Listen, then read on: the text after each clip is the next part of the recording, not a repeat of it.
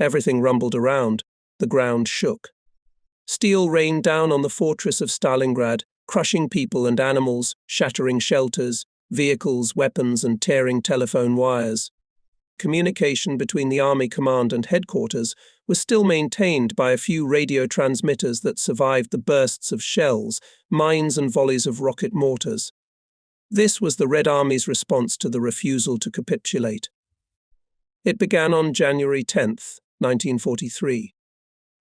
In the dugout of the Chief of Operations, the telephonist tried in vain to establish communication with the VII Army Corps. At the beginning of the barrage of fire from there transmitted information about the damage caused. Then the corps fell silent, the connection was cut off. While we were anxiously waiting for the damage to be repaired, the artillery fire subsided. Probably now went to attack the enemy tanks and infantry. Finally, the VII Corps responded. From there reported that an avalanche of Soviet tanks with infantry on armor broke through on our western and then southern sections of the front. The German defensive positions simply crushed. The soldiers fought desperately, but all was in vain. They were unable to hold back the onslaught, as they lacked not only anti-tank weapons, but even rifle ammunition. Despite the orders of the Chief of Staff, it was not possible to dig trenches and bunkers in the ground petrified by frost. Those who survived and could not escape were captured by the advancing Soviet troops. Tank wedges were hacking deeper and deeper into our front, and we had no reserves. Gradually the picture became clear. The main blow took the divisions of the VII Army and XIV Tank Corps. The blow of the Soviet troops aimed at the heart of the cauldron, at the airfield Pitomnik. The 44th, 76th Infantry and 29th Motorized Divisions are badly battered. It was not yet known what survived of them. All the time on the radio and telephone received new terrible news. The senior adjutant barely had time to correct operational maps. In the southwestern corner of the boiler also thickened clouds. Since the end of November 1942 there stood the 3rd Motorized Division. The settlements of Dmitrievka in the west, Rakutino and Tsibenko in the south were lost. The Chief of Operations was staring intently at the map. I looked questioningly at the colonel. Do you fear the encirclement of the 3rd Motorized Division, Elklep? Exactly. Until now, the division has repulsed all enemy attacks.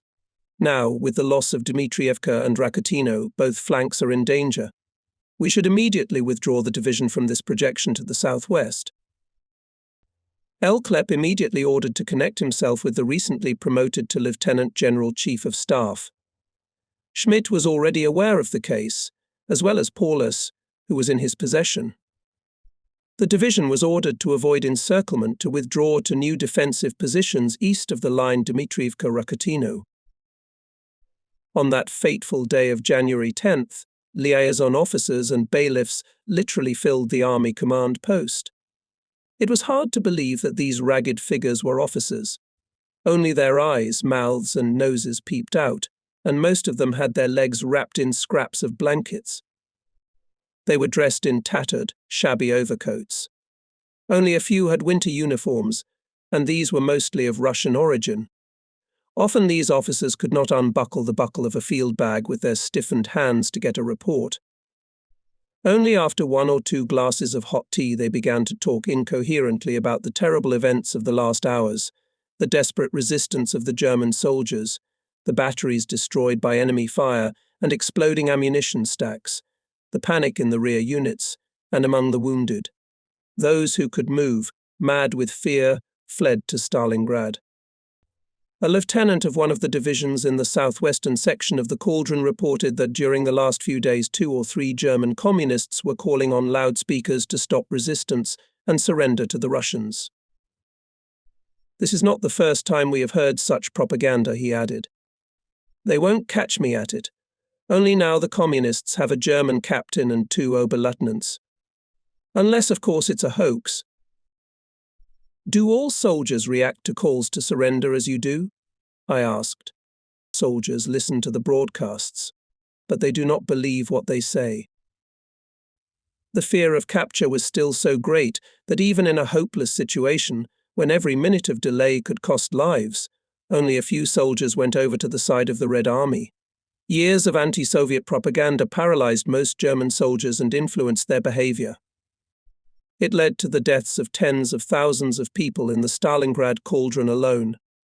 These people would have been saved if they had heeded the reasonable call and stopped resisting. Colonel General Paulus immediately reported to the command of Army Group Don about fraught with dire consequences of breakthroughs in the western and southern sections of the cauldron. He added that the command of the Sixth Army does not see a serious opportunity to stop the enemy's advance. Despite this, hastily formed combined units were sent to the threatened areas.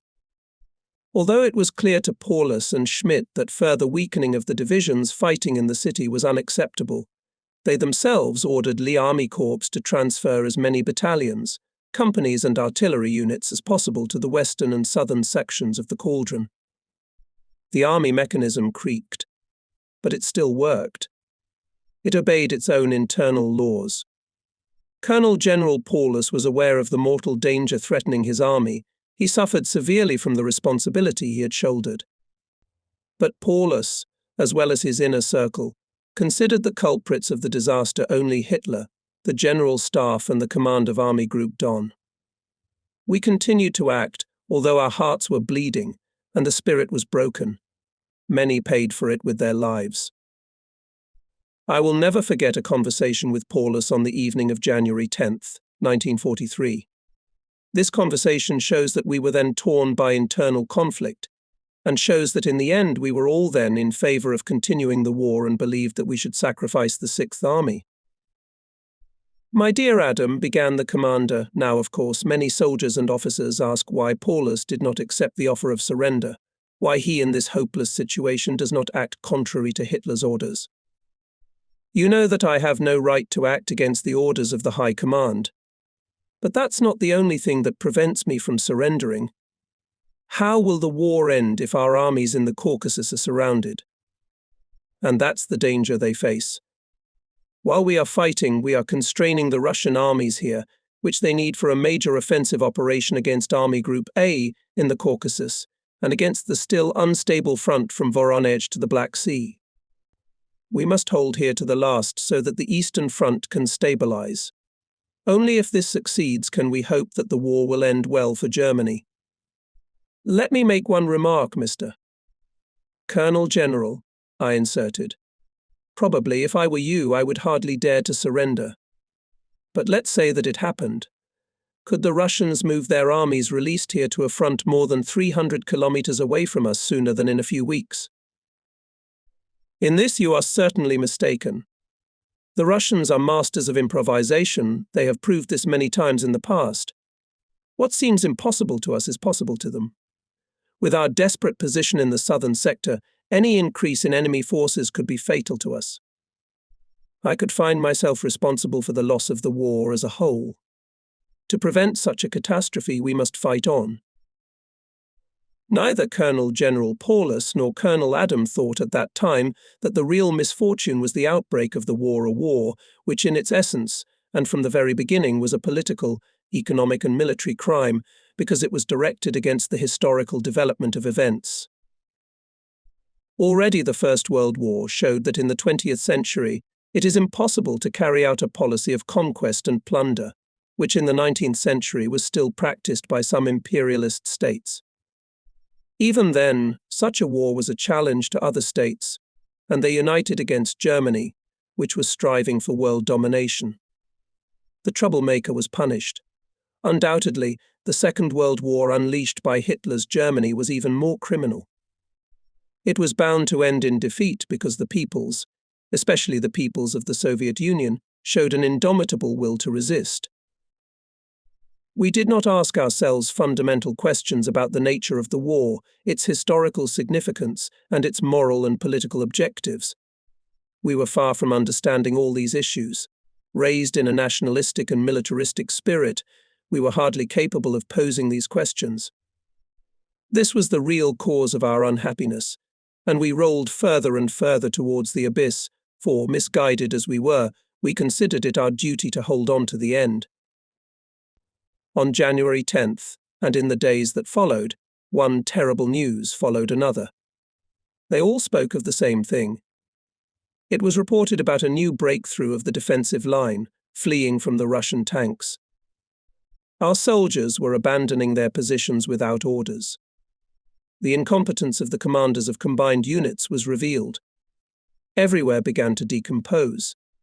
A particularly disturbing message came on January 12th. Our only airfield Pitomnik captured by Russian tanks. The soldiers fled in panic. The chief of staff was frantic. How could this have happened?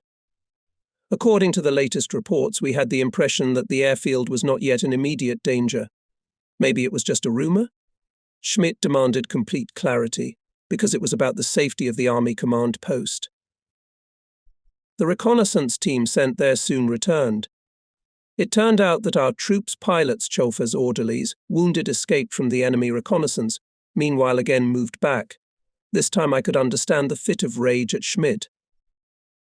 Paulus ordered to strengthen the defense of the airfield and urgently resume its operation.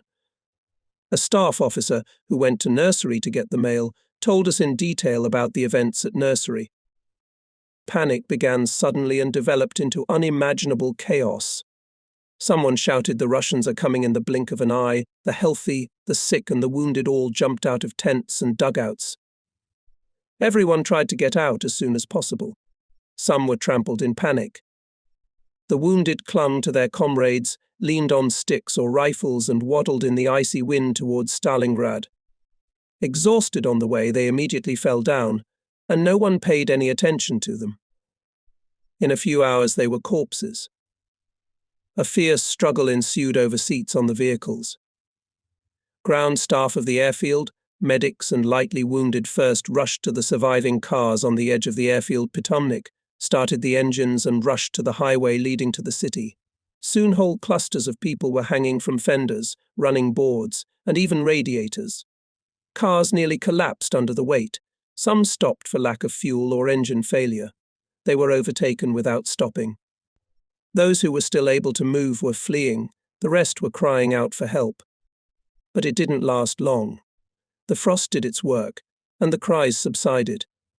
There was only one motto: run for your lives.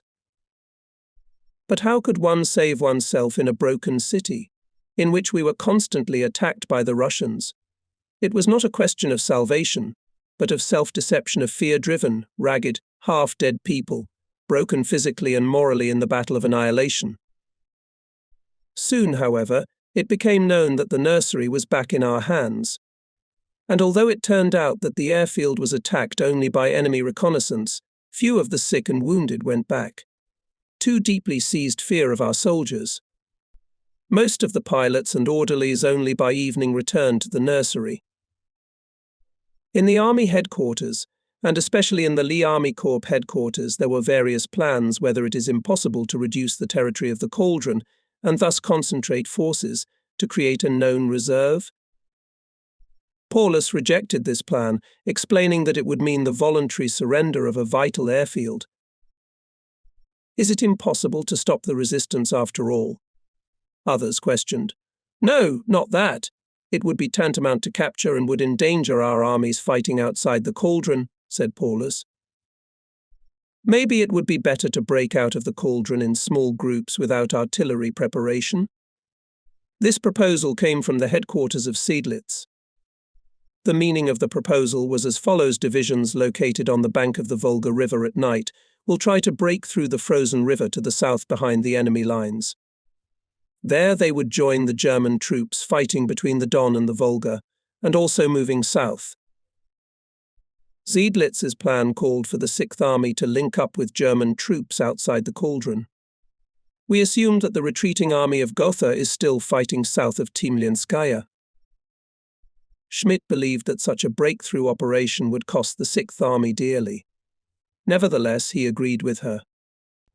It seemed very strange. Until now, Schmidt stubbornly demanded unconditional obedience to Hitler's orders.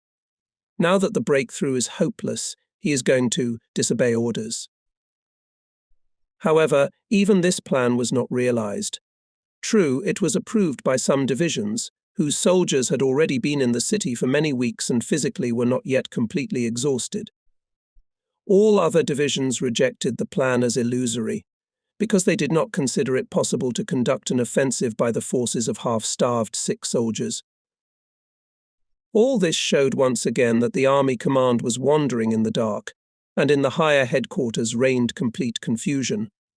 None of us knew where the German troops in the southern section of the Soviet-German front. The head of the intelligence department of the army headquarters claimed that they had withdrawn 400 kilometers to the west, but we did not believe him.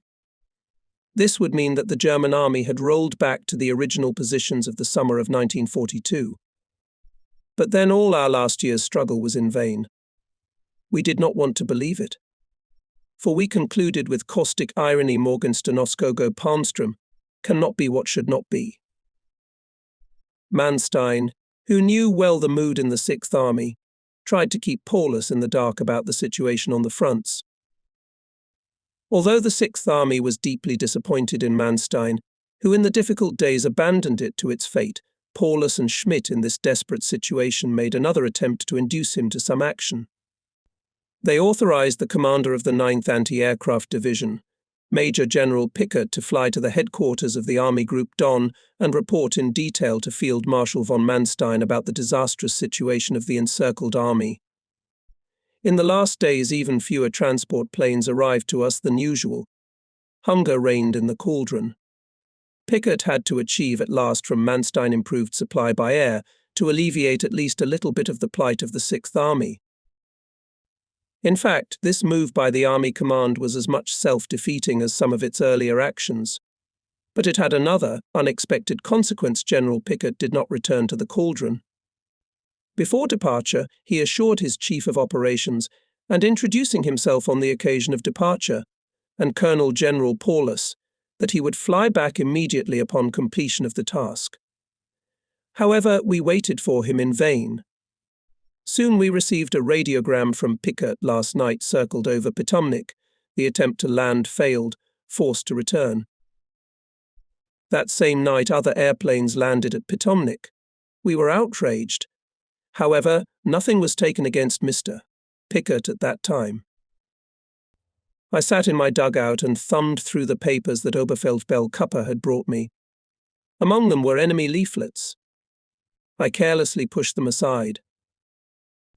My thoughts hovered between Germany and the front. If my family back home knew what was happening here, in the steppe between the Volga and the Don, if they could see these sunken, starved faces, blackened by mud and frost. But the operational reports of the General Command still sounded reassuring. Not one word about the horrors of this battle of annihilation. For weeks now I have not seen a newspaper, nor have I heard from my wife and daughter.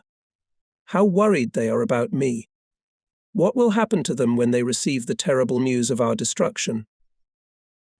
Automatically I reached out my hand for the leaflets. At first I thumbed through them almost machine-like, then I began to read. The names of the signatories Walter Ulbricht, Erich Weinert, and Willy Bredel were unfamiliar to me. I only knew that they were communist emigrants. This did not serve as a good reference for me at the time. But what they wrote was not without meaning. Their language was simple and persuasive, and they were surprisingly well informed about our situation. They knew that we dreaded captivity, and that we believed Hitler's promises to rescue us from the cauldron. All the leaflets pointed out that Hitler and the high command of the ground forces were lying and deceiving us, promising to rescue us from the deadly grip of encirclement. They had no further opportunity to do so. The Wehrmacht High Command is speculating that we are unable to get a correct picture of the general military situation. One of the leaflets contained precise data on the losses in material we suffered in the last battles. In others it was said that Hitler had betrayed the German people, that it was pointless to die and that further resistance was hopeless. One place said something like this here: "We have German prisoners of war. Stop the resistance immediately. It's the only way to save your life." I went through the leaflets. Thinking soberly, I had to admit that sometimes I came to the same conclusions myself. The last promises of Hitler, of the Army High Command and of Manstein, were they not empty? Nothing, resolutely nothing, has been fulfilled of what we were promised in bombastic terms. Yet can we trust these Germans who address us from the enemy camp? Are they not communists who have betrayed their fatherland? Of course, from the military point of view, they are right. My experience, my reason told me so. But as a soldier and officer, I rejected this propaganda because it undermined the morale of the German troops. My attention was drawn to another leaflet.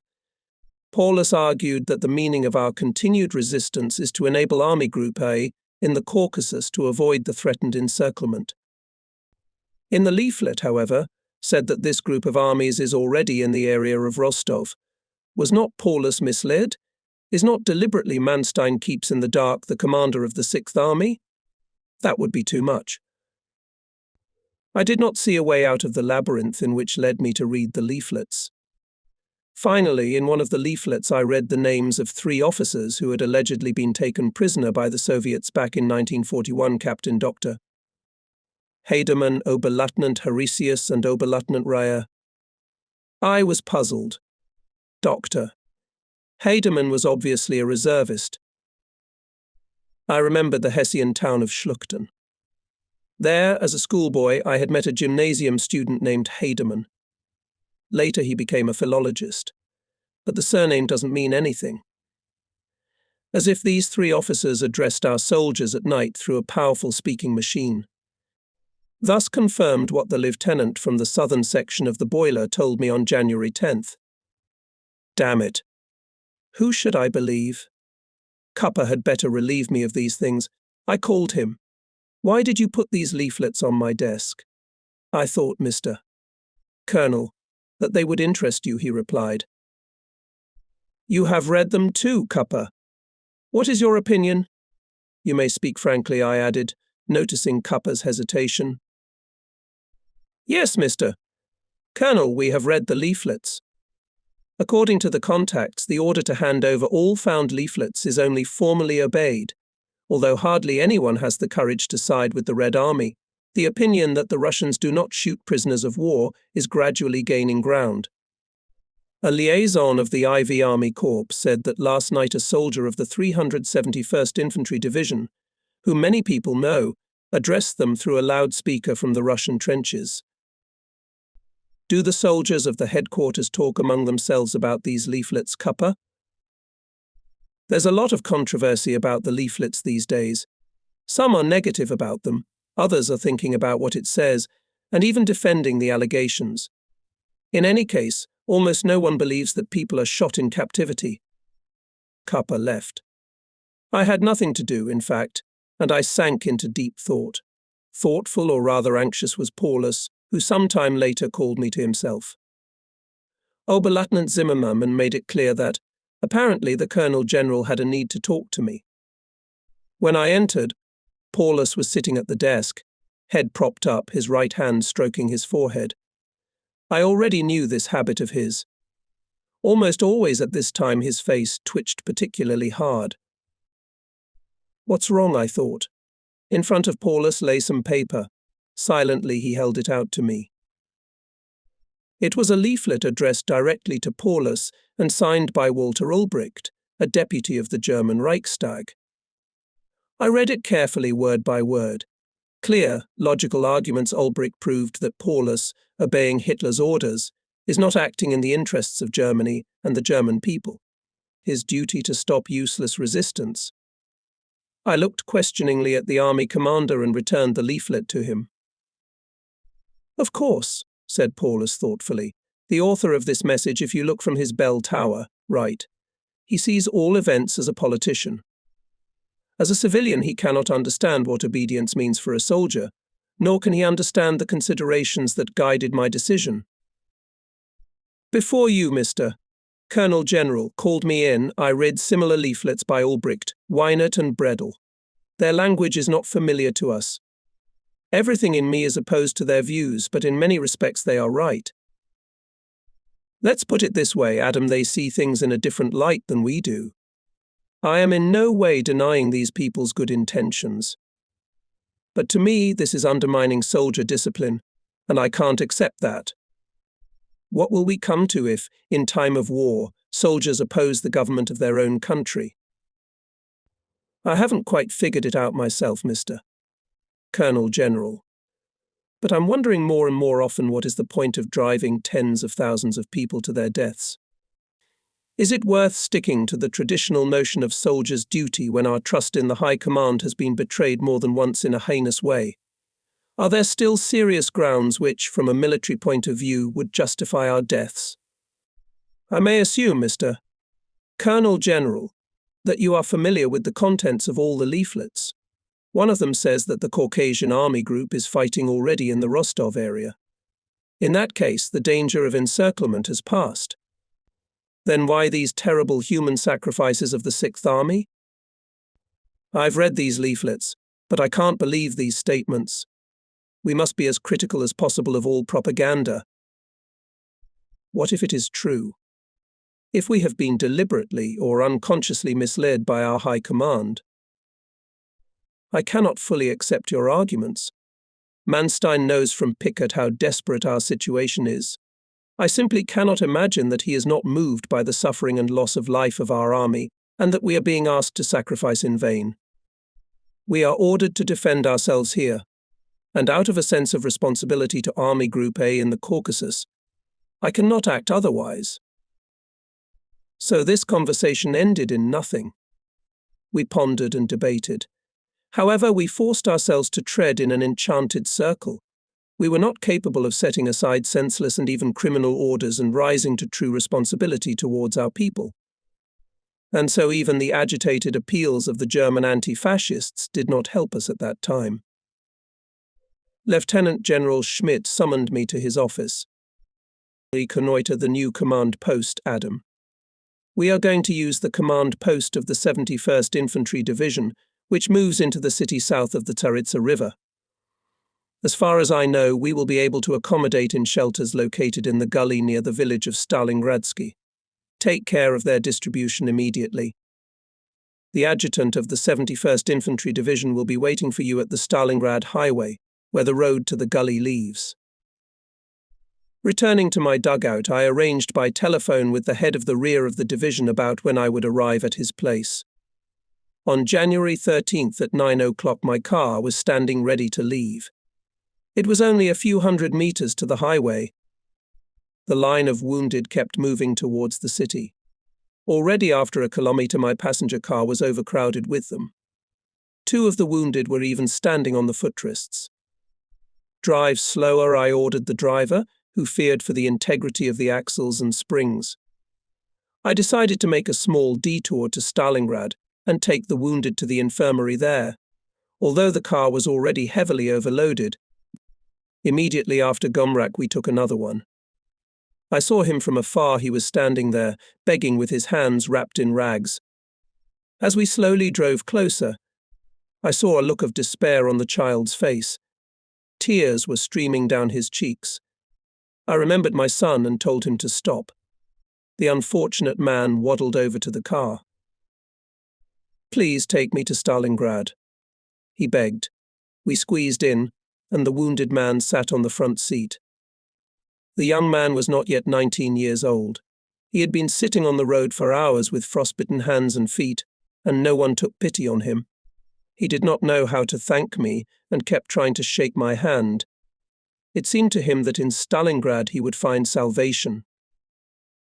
I dropped off the wounded at the infirmary in the western part of the city, having put in a word for them to the doctor on duty. We almost had to carry the young man in our arms. He wanted to give me a piece of dry sausage as a farewell gift. "My mother sent it, I kept the sausage," he said sincerely. Of course I refused the gift, saying that he needed it more than I did. On the sides of the highway lay many corpses, so ended their journey wounded and sick.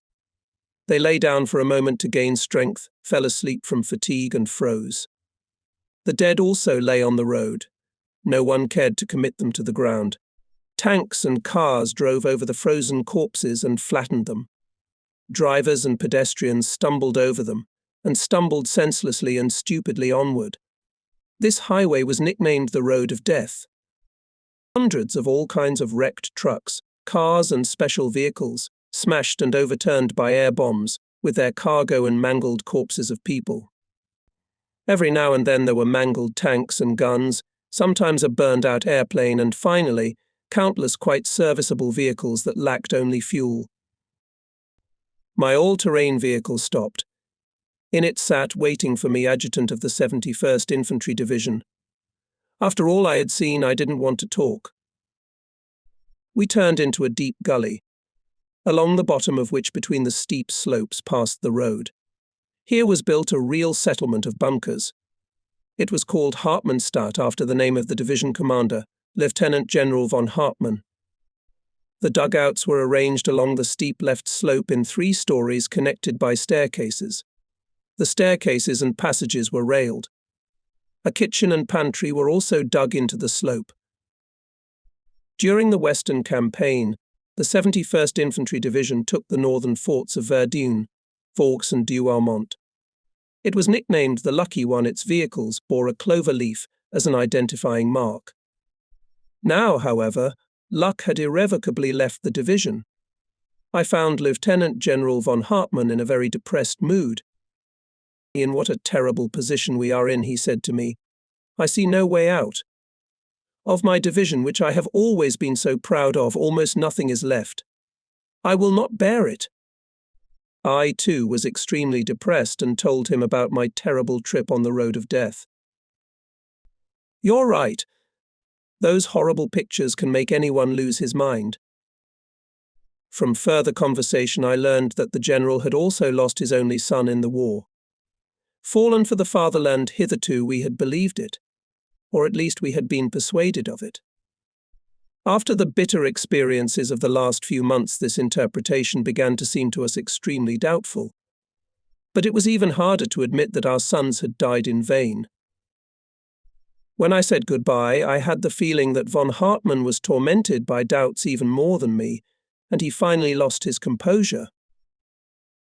Then the rear chief and adjutant showed me well-equipped dugouts. In each stood a bricked-up stove. There were enough beds, tables, and chairs.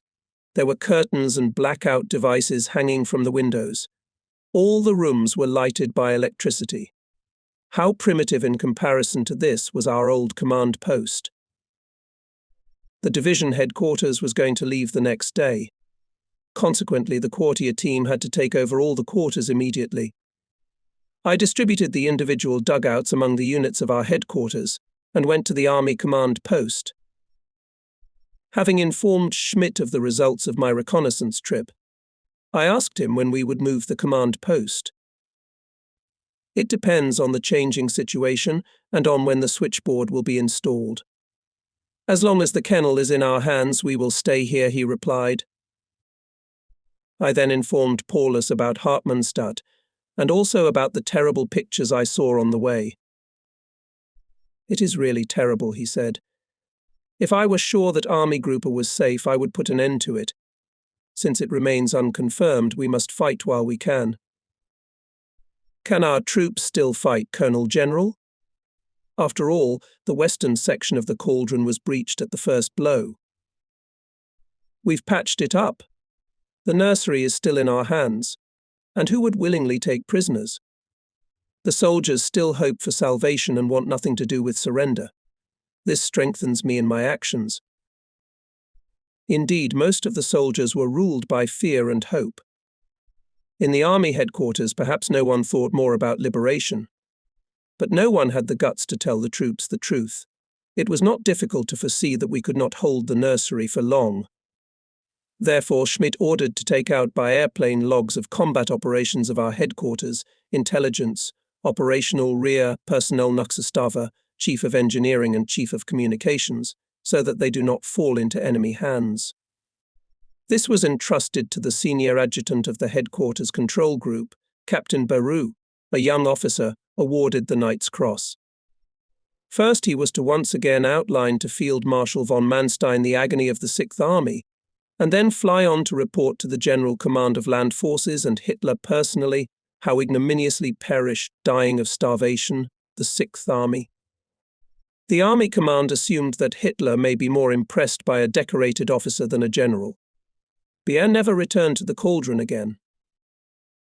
I now know that this was prevented on purpose, so that the hopeless situation of the Sixth Army remained unknown to her. Personally knowing the captain, I have no doubt that he did not hesitate to speak bluntly in Manstein and Hitler. But the number of transport planes did not increase. The army continued to thaw.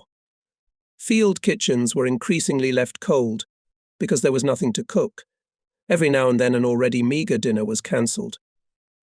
The front moved closer to the nursery. Red Army fighters circled over the airfield and shot down many of our Junkers 52 and Heinkel 111, approaching without cover. Those that managed to land were destroyed on the ground by Soviet bombers or low-flying sewing machines. It did not help that Schmidt radiated to the seconded Captain Topka, "If even now the number of planes will not be increased, raise a scandal." On the morning of January 14th, a team of quartermasters from Army headquarters took over the command post of the 71st Infantry Division. The next day the kennel was lost definitively. The ground staff barely managed to withdraw to the reserve airfield, Gumrak, which had been hastily prepared over the previous 2 days. The commander of the VIII Army Corps, Colonel General Geitz, also had to hastily abandon his command post on the edge of the Pitomnik airfield. He appeared with his headquarters at our location near Gumrak. The headquarters of the XIV Tank Corps, still located between Pitomnik and Novo-Alexievsky, also withdrew to the area of Gumrak. During these days, Colonels Latman and Dr. Corfis were promoted to Major Generals.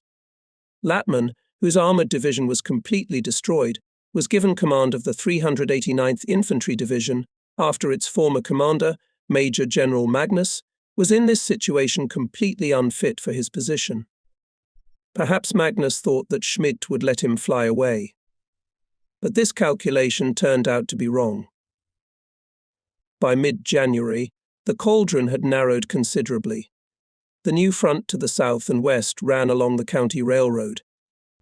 It was occupied by the battered remnants of the 44th, 76th, 297th, and 376th Infantry, 3rd and 29th Motorized Divisions, 14th Panzer Division, and the so-called Fortress Battalions. Now the Army command post at Gumrak was under immediate threat. We had to fear that the new defensive line would not hold for long. In addition, the dugouts occupied by us were claimed by the headquarters and troops who fought. Therefore, on January 16th in the morning, the Army headquarters moved to Hartmannstadt. Again, documents and war material were burned. To the new command post was taken only the most essentials. We drove along the highway in the few surviving vehicles, in small groups, past a string of starving, sick and wounded soldiers dragged to the city, looking like ghosts. At the station in Gumrak, we got into a dense crowd of wounded. Driven by fear, they left the infirmary at the airfield and also rushed to the east. Only the seriously wounded and hopelessly ill remained, whose evacuation was impossible because of the lack of transportation means. There was no hope to cure them anyway. Paulus ordered the chief doctors to leave the infirmaries to the advancing enemy. The Russians also found a stack of stiffened corpses of German soldiers, which a few weeks ago had been piled behind this death house, one on top of the other like logs. The orderlies did not have the strength to dig holes for the dead in the hardened, steel-like earth, nor did they have the ammunition to blow up the earth and bury the dead in it. The Gumrak airfield could not replace the nursery in the slightest degree. It was under artillery fire, its runway was mangled by shells and aerial bombs. Heavy transport vehicles could land only at the greatest risk.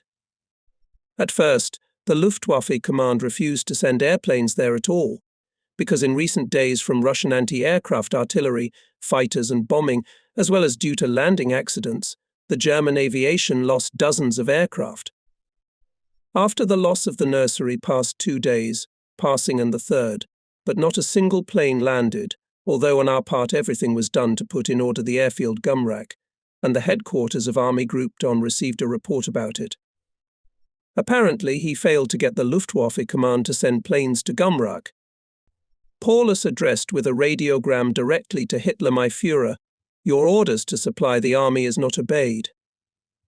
Aerodrome Gumrak since January 15th is suitable for landing. The ground is flawless for landing at night. Ground organization is available. Urgent intervention is necessary. So, the greatest danger is threatening N. At an operational meeting called by the Army commander, Schmidt scolded the Luftwaffe command. Oberkvartiermeister was in despair. It was to him that the demands of the starving units converged, merging into a growl and cry of horror, "Do not let us die in such a miserable way." Bread. The Colonel-General decided to appeal to Manstein once more. 2 hours after sending a radiogram to Hitler, a radiogram was sent to the commander of Army Group Don. The objections of the Luftwaffe are considered a pretext by aviation specialists, namely the airfield service. The landing is recognized as possible. The landing strip has been considerably extended. The airfield service and its equipment, as before in the nursery, operate here flawlessly. The commander requested the intervention of the Führer directly, because the constant delay on the part of the Luftwaffe has already cost the lives of many soldiers. The Army command believed that it had thus done everything possible to cope with the terrible disaster. No response came. Transport planes did not come. Paulus again radiated to Army Group Don, still no aircraft. The Army asks to give the order to fly out. All was in vain. No response came neither from Hitler nor from Manstein, but more and more insistent and loud were the demands of the troops to the Army command. The number of losses from hunger is growing by the hour. At least minimum food rations are urgently required. There are cases of suicide due to hopelessness and despair. The Army commander made another attempt to alleviate the plight of the soldiers. He demanded from Manstein that a Luftwaffe general be sent, with whom it would be possible on the spot to discuss the possibility of landing planes in the cauldron. Is there a general who values his life so little? I asked myself the question when I heard about this attempt. My skepticism proved justified. On the morning of January 16th, instead of the requested general, an aviation major appeared at our command post. This was a clear indicator of how the Sixth Army was quoted by the higher-ups. I was enraged at this new evidence of treason by the higher command authorities against the most elementary principles of soldierly decency. Captain von Seydlitz, a distant relative of the Lee Corps commander, entered my dugout. As a candidate for the Academy of the General Staff, he was sent to the headquarters of our army as an adjutant for military practice. On behalf of the Chief of Staff, he informed me that all specialists, including tank commanders, military technicians, and candidates for the Academy trainees, should immediately fly out of the encirclement. The General Command of Land Forces ordered this, and Major von Zitzewitz, Hitler's liaison officer at our headquarters, reported Captain Seydlitz. Lieutenant General Schmidt asks you to call the officers concerned from the Army Corps and divisions, if possible by telephone. We hope that some transport vehicles will finally arrive tonight. And what will happen to the seriously wounded? I asked. The head of the Army Sanitary Service informed me that they were taken to Gumrak. All the dugouts there are full. The Chief of the Sanitary Service has been instructed to immediately suspend the evacuation of the seriously wounded, answered Seydlitz. I was numb. In every modern army, wounded in battle soldiers and officers are given preference in everything. Here, those who were of particular value for the continuation of the war were taken out of the encirclement, while the rest were condemned to death in cold blood. This could be considered as further proof that the High Command had already written off the Sixth Army. However, and the command of our army, apparently, has changed its attitude to the question of departure from the cauldron. Until now, Schmidt unceremoniously rejected any request of this kind. Why was it now that he did not object to the order of the General Command of the Land Forces? For a moment I had a thought, was not the Chief of Staff himself behind the new order? After all, the officers of the General Staff are also specialists. True, they were not mentioned in the order. However, such an order could appear as the situation worsened. Such an assumption seemed so low to me that I tried to put it out of my mind. I turned to the captain. "Allow me to congratulate you, my dear Seidlitz. You must be one of the first to leave this ruinous trap. Have you packed your things yet?" "I don't think that's going to work, Mr. Colonel. Schmidt told me this morning that after Captain Beer's departure, I'm indispensable here. Frankly, I don't understand that motivation. For days now, I've had nothing to do. From time to time, I'm sent to one of the divisions to familiarize myself with the situation. But it has long been known that the situation is equally dire everywhere, and decay is increasing. Yesterday, I was on the western edge of the Gomrak airfield. It is guarded by weak composite units. They have almost no anti-tank weapons or artillery, and if there are weapons somewhere, there is no ammunition. Despite this, when the Russians advance, half-dead soldiers resist. What is actually going on in their heads? I asked. This is a special question. Many are shrunken, sitting apathetically in their holes and barely answering when addressed. Others curse at the top of their voices, screaming that they have been cheated and betrayed. At the signal of the alarm, however, they immediately grab their rifles or automatic rifles and run to the machine guns or anti-tank guns. Probably the fear of capture is still stronger than the exasperation and frustration at the failures that haunt us here. That is certainly true for most, Mr. Colonel. However, in recent days, in a number of places, small fighting groups have capitulated with their officers. 8 weeks ago, this was almost unthinkable. The effect of enemy propaganda is taking its toll. Captain von Seidlitz bowed out. When I, standing in the door of the bunker, said goodbye to him, I saw down in the gully an air major, accompanied by Elhep. An automobile came out of the shelter.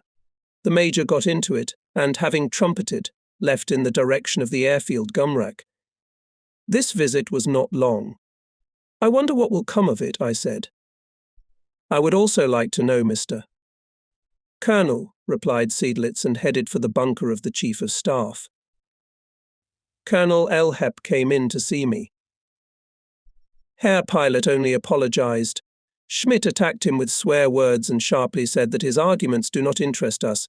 The Sixth Army is waiting for food, ammunition, medicine and fuel.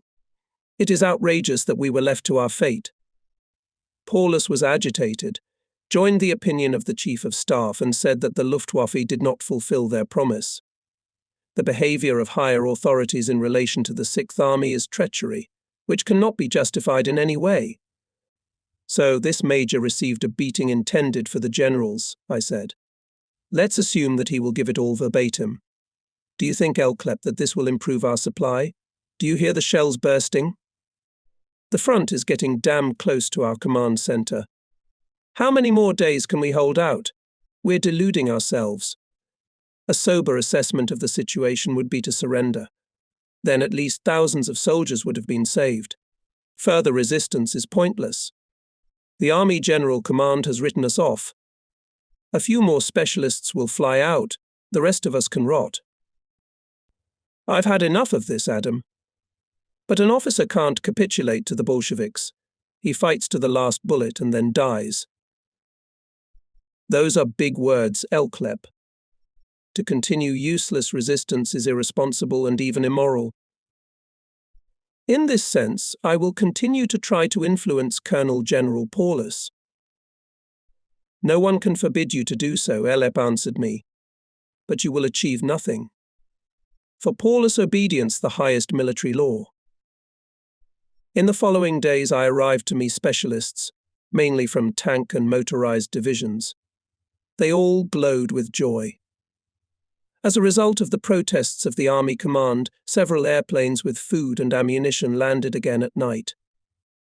They were taking specialists to Army Group Don. I sincerely rejoiced at the flight out of the cauldron of Colonel Zell. Back in October 1942, our doctor advised him to urgently undergo a course of sanatorium treatment. Permission had already been given, as suddenly began a major counter-offensive of the Red Army. Zell immediately stated at that time that he could not leave the troops. At the beginning of December at Shearer, he took a battle group, and later received from Schmidt a useless order to return to the boiler. Although his health was poor and he could hardly keep on his feet, he never once tried to fly away from the cauldron. A few days ago, I asked him to take a picture of me. I wanted to send the film and camera to my wife and daughter with the next liaison officer. Then we had a frank conversation. Zell, an old member of the Nazi Party, awarded a gold badge, told me that more than once advised Paulus to act contrary to Hitler's orders and do as his conscience tells him, responsibility for the army. However, in military matters, Paulus adheres to the point of view of Schmidt. He, Zell, considers it fatal. Colonel General, together with his Chief of Staff, are thus responsible for the senseless death of the Sixth Army. Then, in a fit of rage against Hitler and Goering, the Colonel of Engineers tore off his gold party badge from his tunic, threw it on the frozen snow and stomped on it. Although this scene, in fact, was only a gesture without any further consequences, it still made an impression on me, because it was an expression of strong protest, while Paulus, Schmidt, Elklepp and others demanded unconditional obedience to immoral orders. It is possible that our Chief of Staff would not have put Zell on the list of departures from the cauldron if he had learned of our conversation. Schmidt, however, informed me on January 22nd that Zell would be leaving the boiler. I wanted to be the first to tell my friend this glad tidings. My call was answered by Zell's lieutenant. "Is Colonel Zell at home?" I asked, connecting with Mr. Colonel. "What's new, Adam? Today or tomorrow you will fly out of the boiler as a liaison officer." There was silence on the other end of the wire. Apparently my friend was speechless with joyous surprise. "Are you still on the phone, Zell?" At last I heard his voice again. "I hope this isn't an evil joke," he said. "My dear Zell, in this case it would be inappropriate. I heard about it from Schmidt a few minutes ago.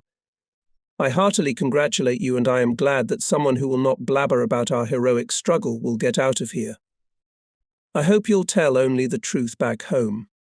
You can be sure of that," came the decisive reply. "Don't forget to come and see me before you leave." At that moment, Captain von Seydlitz came in to see me. "Excuse me, please, Mr. Colonel. Lieutenant General Schmidt asks you to identify an alternate landing site for our transport planes now. Gumrak is under heavy artillery fire." There was not a second to lose. With a few soldiers I set off. Soon we marked with stakes a new site a few minutes' walk from our command post. In my dugout, Colonel Zell was waiting for me. He had already said goodbye to Paulus and Schmidt and told me about the conversation with them. I firmly remembered his words. "Paulus's forces are really running out," said Zell. Saying goodbye to me, Paulus said, "Go with God, and make your modest contribution to the fact that the command of the Wehrmacht again descended from heaven to earth." He expressed his thoughts very allegorically, but in the mouth of Paulus it was still a destructive sentence, right? You can imagine how hard it was for me to talk to him. I looked once more into Paulus's eyes. With the words, "May the grave cross of the Sixth Army not become a tombstone for all of Germany," I bade him farewell.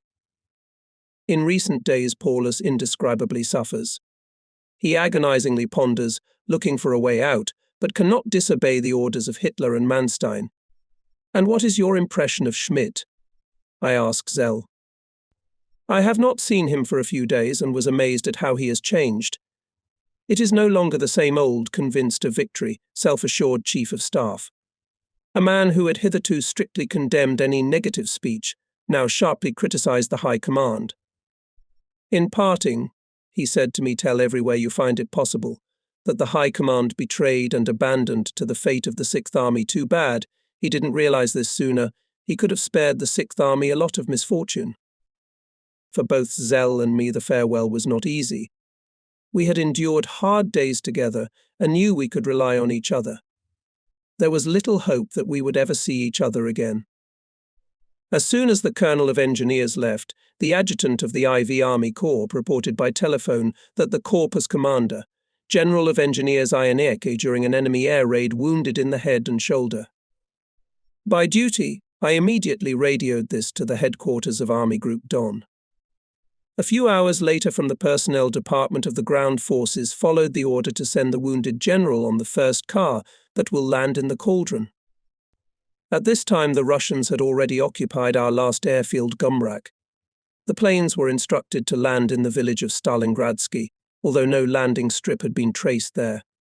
From here, General Ianeke, together with Colonel Zell, flew out of the encirclement on January 23rd.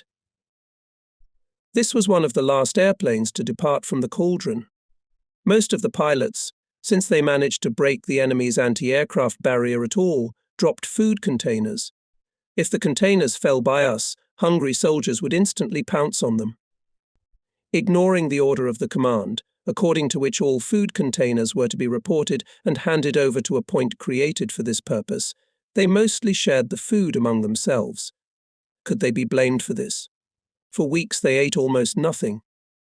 Brutal hunger drove them to the brink of frenzy and swept away all the precepts of discipline and decency. They forgot even about their helpless wounded comrades. January 23rd, Corps commanders gathered at Paulus to review the situation. Instead of the wounded General Ianeke, commander of the IV Army Corps, was appointed commander of the 297th Infantry Division, Lieutenant General Peffer, made at the same time in the Generals of Artillery. Discussed the main question: how to proceed. Generals von Seydlitz and Peffer advocated a cessation of hostilities, while Gates, Strecker and Schlomer insisted on continued resistance. After this, Colonel General Paulus addressed the same question to Schmidt, Elhep and myself. I pointed out that by continuing senseless resistance, the army would perish, and suggested surrender. At this, I looked at Schmidt. How would he react to that? I had already prepared for an explosion of rage. However, Schmidt remained calm. He seemed to approve of my proposal. Only Elhep, as always, strongly objected. The commander showed indecision. As before, he could not step over his own shadow. He decided once again to report in detail by radio to the High Command about the situation in the cauldron and ask for permission to surrender. In the evening of January 23rd, 2 Heinkel 111 landed at a temporary airfield, which was a few hundred meters away from us. Following this, Lieutenant General Schmidt invited me to his dugout. He recalled the content of the conversation we had in the afternoon at Paulus, and did not hide that he was very disappointed with the behavior of the High Command. What does he want? I thought to myself. After all this is known to me as well as he, but Schmidt immediately clarified what he wanted. So far, he said, neither Hube nor other officers have not managed to improve our situation, although they all received the task to report personally to Hitler, or at least Manstein, about the catastrophic situation of the army. I had the impression that none of them dared to tell the Führer the plain truth. I should have flown myself to the headquarters for a report long ago. I was wary. Schmidt continued. The catastrophic situation forces us to take the last step to achieve finally freedom of action. I wanted to ask you to suggest to the commander to send me by airplane to the headquarters to report to Hitler. You can be sure that I will return to the cauldron without delay. I'm stunned. This evil spirit of the army, hitherto ordered to hold out to the last, threatened to bring to trial by court-martial anyone who talked about surrender, now intends to desert. There was no other way to regard his words, even with the reservations he had made. Any soldier at headquarters knew that probably the very next day no airplane would be able to land in the cauldron. I answered Schmidt succinctly. I recommend, Mr. General, personally report your urgent request to the commander. Angry, but still restrained, he looked after me as I silently left his dugout. About this intermezzo I briefed the Chief of Operations, Colonel Elklep. In excitement he jumped up from his chair. What a despicable thing to do. You must tell the commander immediately. I'm going to him now and wanted to enlist your support. Paulus listened to my message with indignation, disappointed in his Chief of Staff, who always demanded to fight to the last bullet, Invite him to me. Now I know how to be with him. There was a knock on the door, and Schmidt entered. He probably expected to find Paulus alone and unprepared. He repeated to Paulus almost verbatim what he had said to me, trying to argue the necessity of his departure. The commander answered contrary to his usual immediately, and clearly and unambiguously. You stay here. You know as well as I do that the end may come at any moment. No one can help us. I think further conversation is unnecessary. Schmidt was silent. Paulus instructed him to compose a detailed characterization of the situation and draft a requirement to Hitler for permission to surrender. Schmidt silently withdrew. Pilots of both Heinkel received permission to take off. Detained earlier on Schmidt's orders, they waited for several hours in the bunker for errand boys. In just a few minutes their machines took off into the clear frosty night sky. Making another circle over our command post, they disappeared in a westerly direction. In my dugout Elklep was waiting for me. The question asked itself what to do when the end comes. You have said many times, Elklep, that you will never surrender. Soon, however, you will have to make a decision. My decision remains unchanged, Elep said. Senior officers do not surrender. If it comes to that, I will go to the front line and shoot until the penultimate bullet. I'll save the last bullet for myself. So you intend to commit suicide? Is that a soldier's honor? It's not the way. Paulus told me that some generals demanded that he issue an order forbidding generals and senior officers to surrender. Everyone must save the last bullet for himself. The commander dismissed this inordinate demand as a cowardly evasion of responsibility. He believes, and I supported him in this, that in our disastrous situation the officer remains with the troops and must share their fate. I do not deny that the officer must bravely hold out to the end. But afterward he has the right to use his weapons against himself, for he will no longer have anyone to command. It was evident that Elklep could not be dissuaded from his decision to commit suicide. I reminded him of his wife and children. I would like to see them. So I intend to initiate you into the plan, Better said, the plans made by some of the officers. I guessed what the matter was. For some time now Elklep been hinting at the intention of certain groups of officers to make their way westward. Until now I had not taken it seriously. But this night Elklep revealed his intentions in detail. It's time, Adam, to let you in on our plans.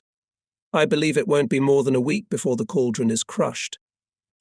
In the next few days, together with Lieutenant Colonel Niemeyer, Oberleutnant Zimmermann, Lieutenant Colonel Heitzmann of the 9th Anti-Aircraft Division, and another young anti-aircraft officer, we will reach the front line. There we will hide, wait for the advancing Russians to pass on, and then follow them southwest. The exact route has already been worked out. We have informed General Hube of our plan and asked him to drop food containers at certain points.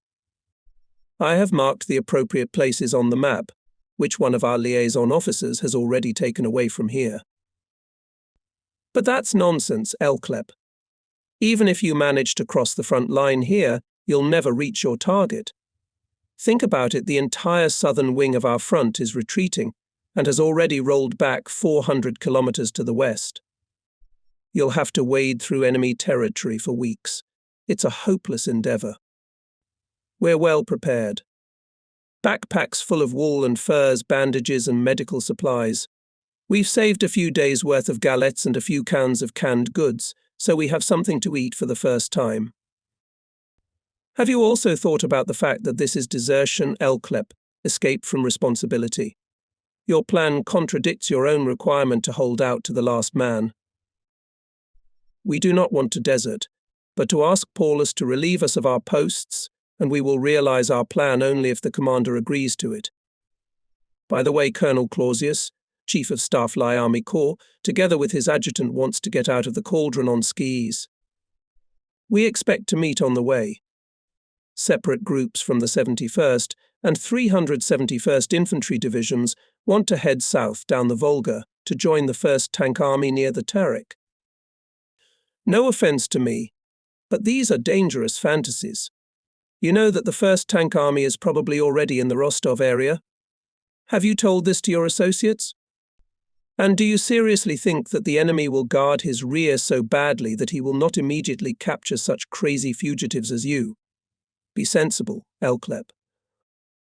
Talking on this subject is useless. My decision is irrevocable.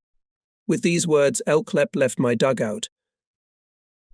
Early in the morning of January 24th, on the orders of Paulus Hitler, was transmitted by radio report.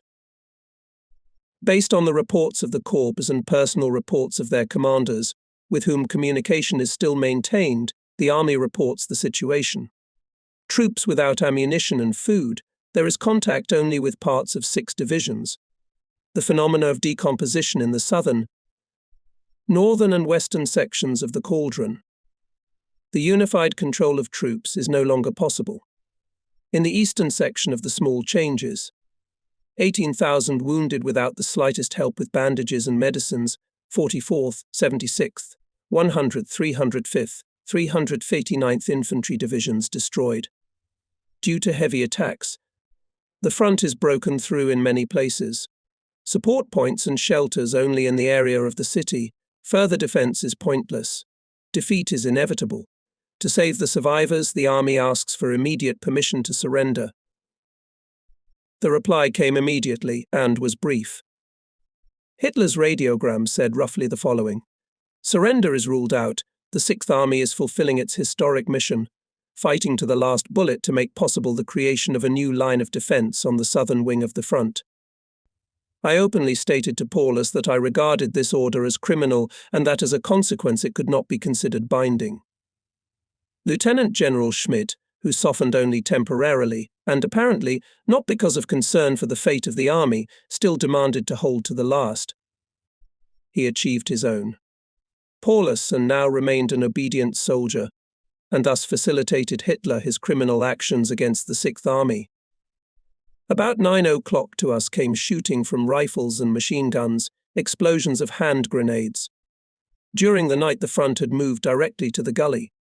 All the staff men were at their dugouts. The drivers took their places in the cars.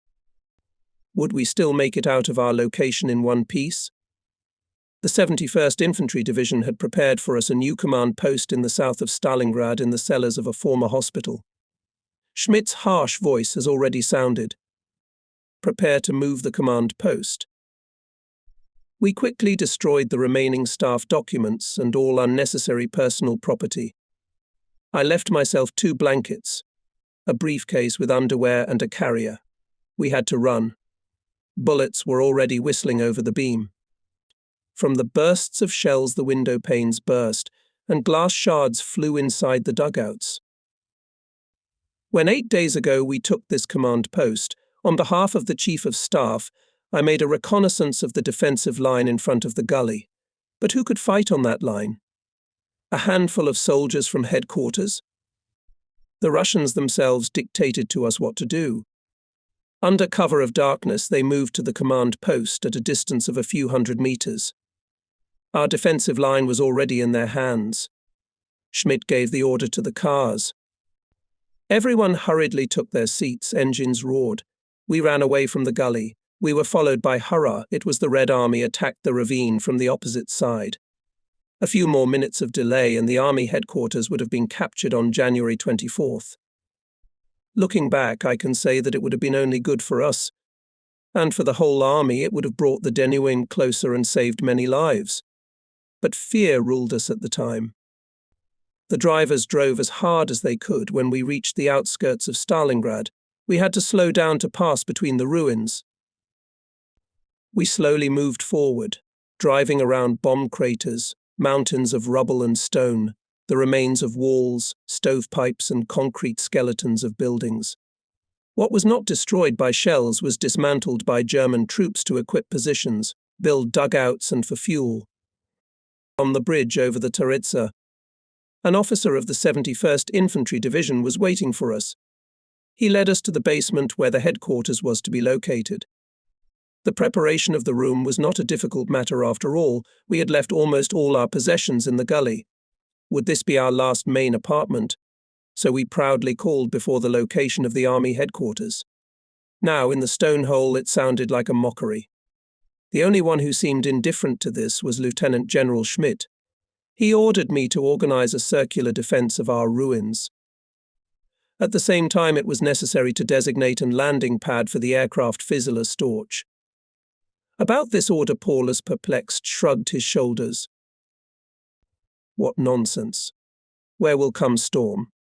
But since Schmidt gave the order, carry it out, especially if it gives pleasure to the Chief of Staff.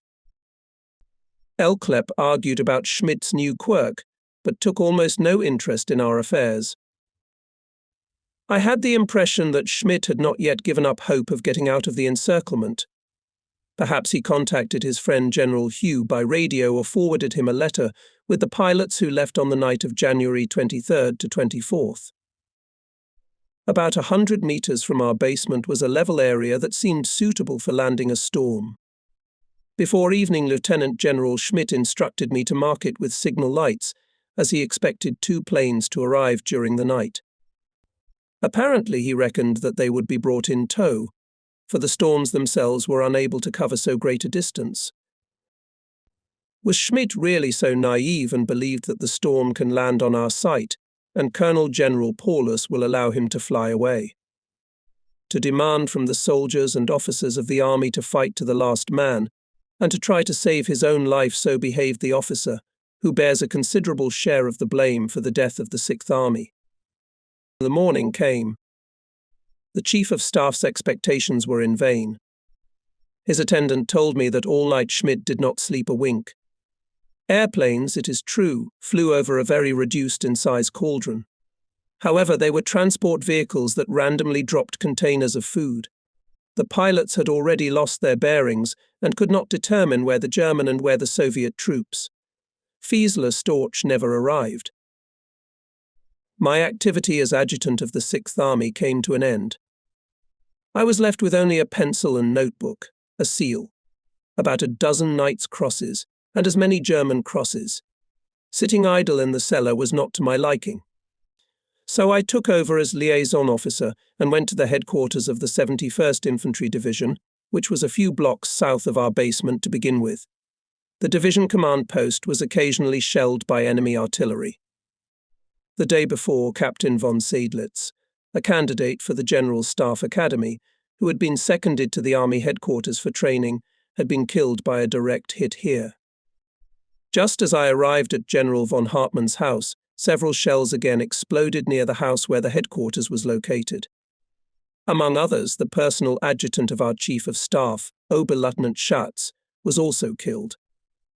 He had come with me in an all-terrain vehicle, and he was torn by a shell just at the minute when he was giving orders to the driver of the vehicle. Leaning over a map of Stalingrad, the general explained to me how his remaining forces were being used.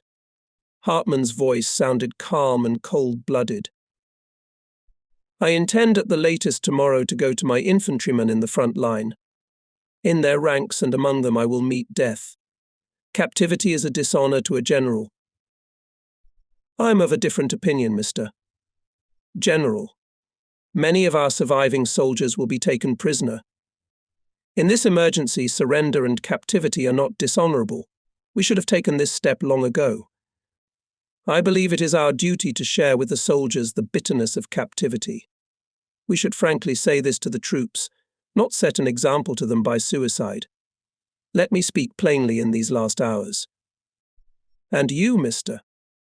General, must set the record straight about your responsibility to our soldiers, and to your wife and your daughter, who are already mourning your son and your brother. It is not suicide that we must end, but the will to live in this hour.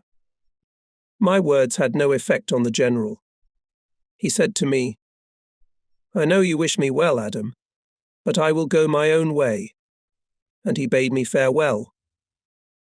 Colonel General Paulus was shocked when I told him about my conversation with Hartmann. He ordered me to immediately connect with him by telephone. However, even he failed to change the division commander's mind. In the last hours I want to be with my soldiers, and I go to them, so he replied to all entreaties Paulus, and Hartmann left. Then I visited Colonel Roski, who with his headquarters was north of Tsaritsa in the basement of a department store. The upper floors of the building had been destroyed. However, there was plenty of space in the warehouses underground, so that the army headquarters could be comfortably housed here. Roski agreed to prepare part of the basement for us. During the conversation with Roski, I found out that he also wanted to avoid capture. For this purpose, he made a plan to get out of the encirclement. In the yard of a department store, he showed me a captured Soviet truck. Fully fueled and loaded with barrels of gasoline, it stood ready to leave. Roski outlined his plan to me. In the division headquarters, there are 3 reliable Hivi dedicated to my plan.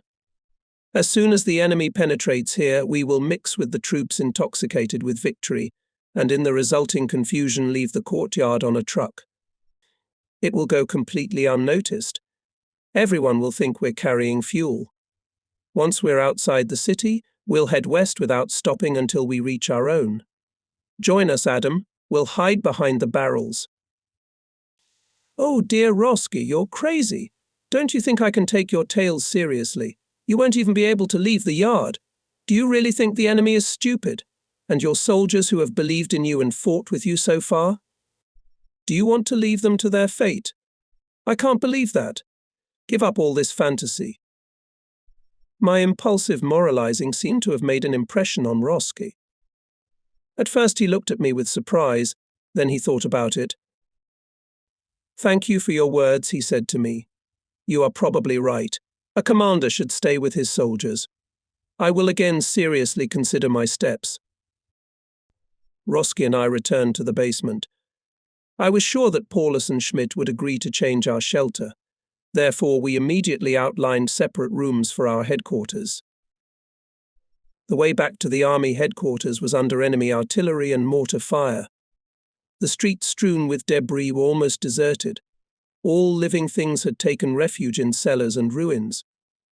Only somewhere waddled or crawled single-wrapped figures starving, frostbitten or wounded soldiers looking for their unit or the infirmary, hidden in the basement. What has our proud 6th Army become? And for what reason is it dying in such terrible conditions, here on the Volga, 2,000 kilometers away from the homeland? I was so deep in my thoughts that I didn't notice how I crossed the bridge over the Tsaritsa and turned off the main street. It turned out that we are already at our command post. Paulus and Schmidt agreed to move the army headquarters in the basement of the department store. Schmidt said that the move will be made depending on the change of situation. When I was alone with the Colonel General, he told me that he had Seydlitz again. He had detailed in Schmidt's presence that decay reigned everywhere in the troops. Seydlitz demanded an order to surrender, because there is a danger that otherwise the commanders will act at their own risk. Of course he is right, Mr. Colonel General, I remarked.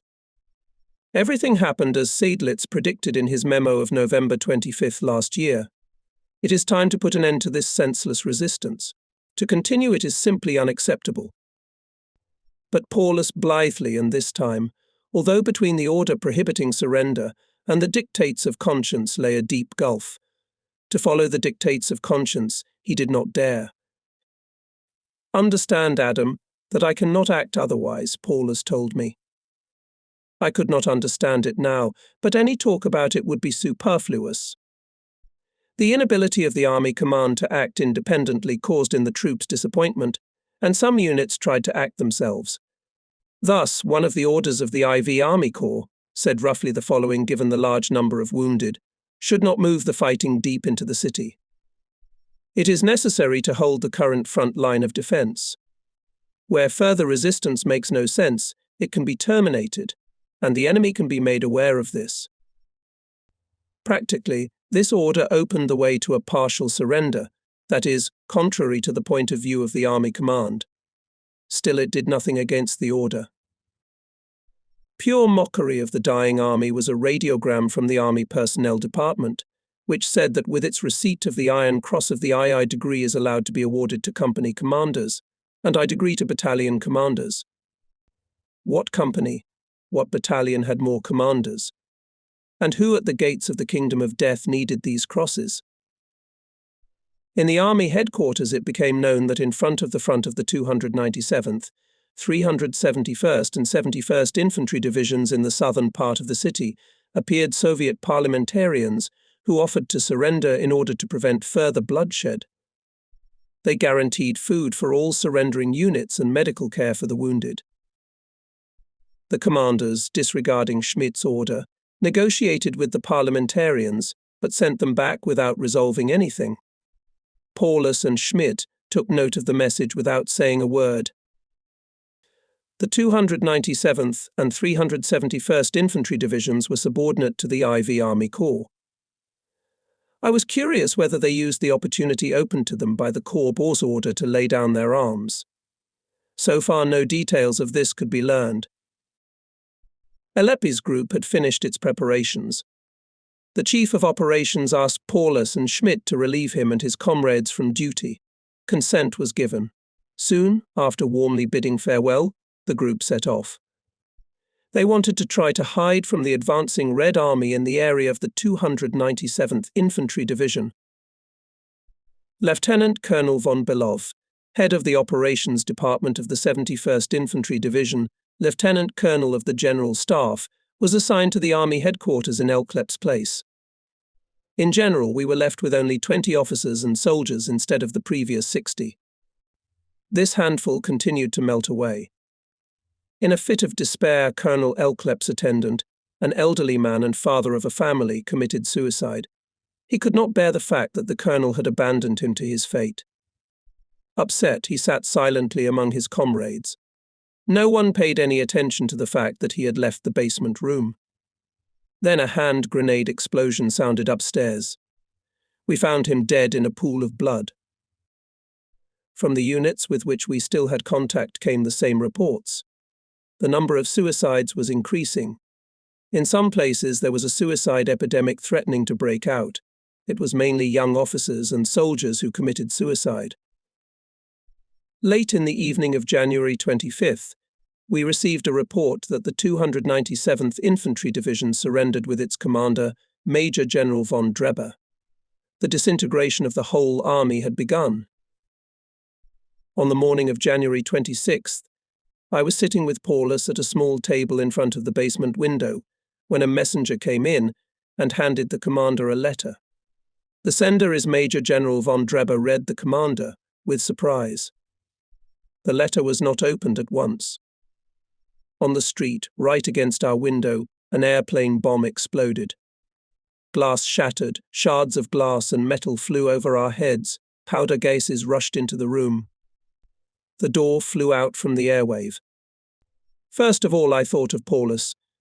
When the smoke cleared, I saw blood on his head. However, nothing terrible had happened. The skin on my head was torn in several places. The paramedic who was called in applied light bandages. We were lucky once more. Finally, Paulus opened the letter. He delved into its contents with interest. "It's almost unbelievable," said Paulus. "Dreber writes that he and his soldiers were well received by the officers and soldiers of the Red Army. They are treated with correctness. It is as if we are all victims of false Goebbels propaganda. Dreber calls for an end to futile resistance and the surrender of the entire army."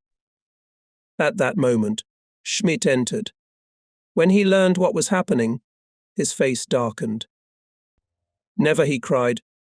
"Von Dreber would have written such a thing voluntarily. He was forced into it. We are not capitulating. To be able to better influence the divisions, we will move into the department storeroom before noon to today." Since the hope of the arrival of the storm on which he was going to escape had burst, Schmidt had become the same old Schmidt again. That same day the report came that General von Hartmann had been killed. Standing at full height on a railroad embankment, he was firing at the enemy with a rifle. A bullet hit him in the head, and he was killed dead. Colonel Roski was appointed commander of the 71st Infantry Division.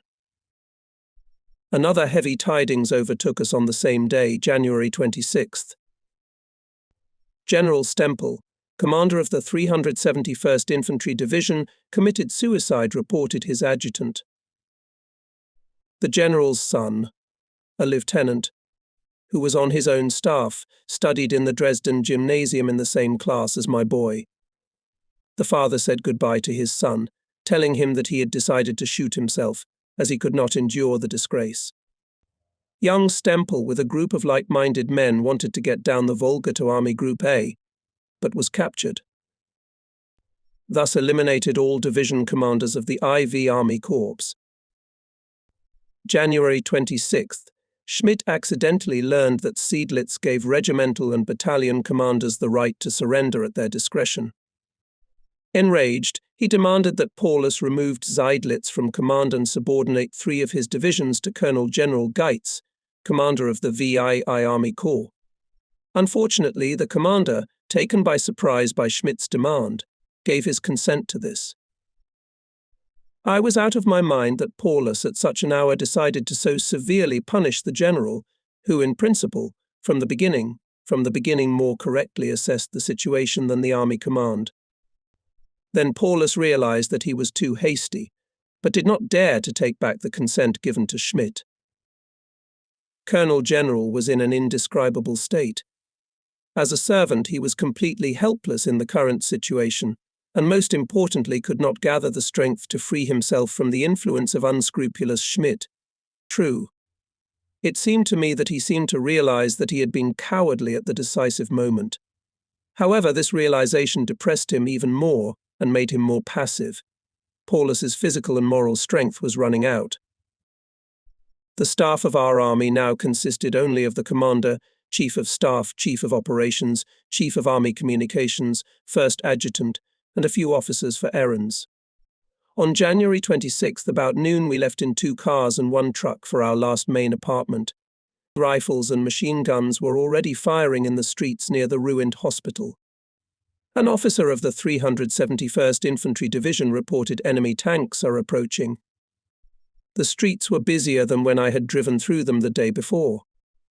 The wounded and sick were being dragged to the commandant's office in the central part of the city. According to army orders, that was their rallying point. However, this commandant's office no longer existed. In its place was an infirmary packed with the wounded and sick.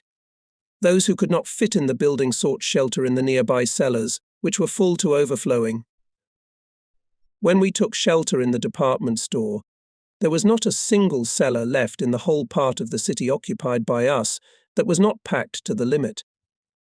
The chief of the sanitary service of the 71st Infantry Division reported to Paulus that only a small proportion of the wounded and sick were being treated. Most of the infirmary and hospital rooms had no lighting. At best, the doctors and orderlies fiddling in some corner had a few more candles or trench lanterns. No one knew how many dozens or hundreds of people were lying on the bare floor, huddled closely together.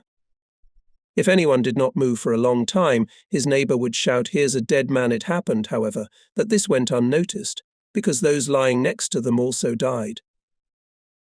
Without medicines, dressings, and anesthetics, doctors were almost powerless. Often all sanitary supplies were lost in the retreat, whether as a result of the vehicles becoming due to lack of fuel, or because they were bombed. In addition, the doctors and orderlies themselves were barely on their feet. However, they did everything that was humanly possible, with priests helping them.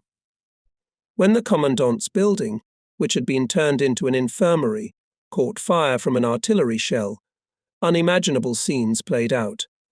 Hundreds of soldiers were trampled in the rubble, died in the fire, were buried under the collapsing ruins. Typhus. In the last days, another insidious danger appeared, which pursued the surviving soldiers of the 6th Army all the way to the prisoner of war camps and mowed down tens of thousands of people. Typhus. At first, it was not noticed that some soldiers seemed extremely tired, fell into a stupor, they were chilled, their arms and legs ached, they were delirious in the heat and eventually died. There were diseases with the same symptoms, such as Volhynia fever. Typhus, however, was incomparably more dangerous. Its causative agent, carried by bed lice, caused death in 80% of cases within 1 to 3 weeks. More than 90% of the army was infected. After all, it was impossible to pick off the rapidly multiplying lice in frozen snow holes or dark cellars. Almost everyone who at the end of January or the beginning of February 1943 was taken prisoner carried the germ of the deadly infection. Only a very few had been inoculated to protect them. Only a very few could withstand the high temperature of more than 41 degrees Celsius that tormented them for days in a state of semi-starvation. Despite the dedicated work of Soviet doctors and nurses, death from typhus reaped a rich harvest in the POW camps. It continued the grim game of German militarism with the Sixth Army, leaving only a few thousand men alive. The blame for this fell on the same forces that had chased the Sixth Army down to the Volga and ordered it to hold out there in inhuman conditions until finally the men died. In a department store I was huddled in a basement with Paulus. In another cellar opposite us found Shelter Schmidt with his chief of operations. In 2 or 3 other rooms were located the rest of the staff of the army headquarters. It was probably a large department store, I thought as I walked around the building. There was a wide street-like passageway through the huge basement, where trucks could enter from the courtyard. On either side were storage rooms with large windows. Now sandbags were piled in front of the windows. In the aisle stood our vehicles, protected from shrapnel and direct hits by thick walls and ceilings. The upper floors were destroyed. The whole house, down to the first floor, burned to the ground. By some miracle, the stone staircase that led to the attic survived. It seemed to hang loosely between the floors, but it was still possible to climb. From the height of the 3rd floor, the large square was clearly visible. Opposite were the ruins of the theatre, and to the east, between the ruins, the ribbon of the Volga River glistened. To the right of the theatre could be seen Taritsa, a small tributary of the Volga, with high steep banks. The army headquarters was in the area of operations of the 71st Infantry Division. Colonel Roski, appointed after the death of General von Hartmann, its commander, January 27th, was promoted to general. The soldiers of the division were in much better condition than the soldiers in the western and southern portions of the cauldron. Since the beginning of the encirclement, they had almost always had well-equipped positions and heated shelters, and surprisingly enough, apparently adequate food. Soon, skirting the cellar, I came upon a series of doors on which heavy padlocks were dangling. To the non-commissioned officer accompanying me, I ordered him to open the doors. He reluctantly complied with my order. The reason became clear when the doors were opened, and I saw that quite a large quantity of food was hidden in the rooms. Evidently the intendants, as well as the commanders in charge of supplies, had given incorrect information about supplies in November. It was a piggish thing to do. If the other divisions of the northern and Stalingrad sections of the cauldron, even if only in isolated cases, did the same, it was easy to calculate how much food was withheld from the divisions that were fighting hard in the western and southern sections. Roski admitted that he had relied, without checking, on the data provided by the intendant officers. The generals demanded surrender. On January 26th, Soviet units advancing from the west joined on Mamayev Kurgan, with units of the 62nd Soviet Army advancing from the Volga bank. The hill, because of which fierce battles were fought in the fall, was finally taken by the Red Army. Now the cauldron was split into 2 parts. With the northern part of the cauldron, telephone communication was cut off. VI, I, and XI Army Corps were left to themselves. Soviet troops advancing from all sides from every hour more and more squeezed the dissected parts of the cauldron. Several generals who had been left without troops were in the former city jail building north of Tsaritsa, and among them were von Seydlitz, Pfeffer, Schlomer de Boy, Liza Edler von Daniels, and Colonels Steidl and Beaulieu. These senior officers were brought together by chance. From the beginning they had experienced the horrors of battle, the slow agony of the army and the death of their soldiers. They could no longer consider it justified to continue fighting. Conscience commanded them at least at the last minute to prevent the death of the surviving remnants of the army. On January 27th, General Schlomer called me by telephone. He wanted to speak to the Colonel General. I asked him to wait a minute while I called Paulus. The conversation was brief. Schlomer outlined the situation and the state of the troops, completely exhausted and unable to resist, and asked permission to surrender. The commander reminded him of his orders to resist to the last and hung up the phone. Half an hour later, Lieutenant General Schmidt entered the cellar where I was with Paulus. Worried, he reported a telephone conversation with Colonel Muller, Chief of Staff of the XIV Tank Corps. Mr. Colonel General, he reported to Paulus, XIV Tank Corps intends to surrender. Muller says, as if the forces are running out and they have no more ammunition. I answered him that we are aware of the case, but the order continue resistance, surrender excluded, is not cancelled. Still, I would recommend you, Mr. Colonel General, personally visit these generals and talk to them. Paulus agreed. The trip to the city prison under enemy artillery fire was a risky business, but it went safely. Returning, Paulus told me that all the officers who were there complained about Schmidt. On reasonable inquiries and representations, they received from him only sharp answers. They referred to the fact that their divisions are completely broken. The battle groups are already making contact with the Russians and capitulating on their own. No one knows what is being done on the neighbour's section. Many divisions have been attacked by the enemy from the flank and rear and destroyed. To end the unnecessary bloodshed, they asked to order the surrender of the entire army. What did you answer them, Mr. Colonel General? I asked. I once again reminded the generals of Hitler's order. Important every day, every hour, which allow you to restrain large enemy forces, answered Paulus. Large enemy forces. Do you really believe, Mr. Colonel General, that the Soviets continue to keep in the city area all those armies that fought here at the end of November? Because the size of the cauldron has shrunk considerably. A part of the former troops is enough to deal us a fatal blow. The enemy is well aware of our situation. His method of fighting shows that the Russians do not want to sacrifice a single man in vain. Of course, it is most likely that they have withdrawn part of their forces, but it is a fact that there are still many troops here. Generals and colonels, however, are of a different opinion. Hitler is a criminal was another of the milder expressions. As I left the basement of the city prison, I heard someone say to me as they deceived us, so will the German people be deceived. Neither the newspapers nor the radio will report on the horrors we have endured for so many weeks. Goebbels will try to portray our death as a glorious feat. About all this Paulus knew, and yet he continued to obey. A new radiogram of the General Command of Land Forces strengthened his intention to hold on and further. It said that if the cauldron will be cut, each of its parts will be subordinate to Hitler personally. January 28th, the northern cauldron was in turn cut into two parts. The army reported in the evening to the High Command roughly as follows. Deep breakthrough of the enemy along the railway line Gomrak-Stalingrad cut the front of the army in the northern cauldron XI Army Corps, in the central cauldron VIII Army Corps, in the southern cauldron the rest of the units, and the army headquarters. XIV Tank Corps and IV Corps were left without troops.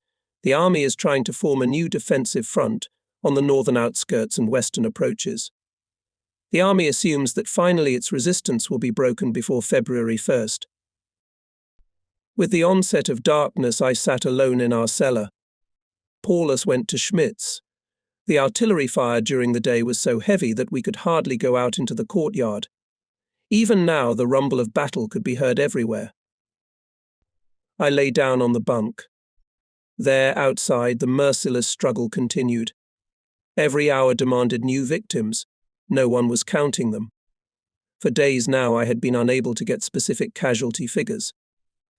The reports were 2 Generals 76th Infantry Division on January 27th, very heavy losses 44th Infantry Division defeated completely 371st, 305th, 376th Infantry Divisions exterminated 3rd Motorized Division still has weak groups, no communication with the 29th Motorized Division. How many soldiers were still alive? How many bayonets were still at our disposal?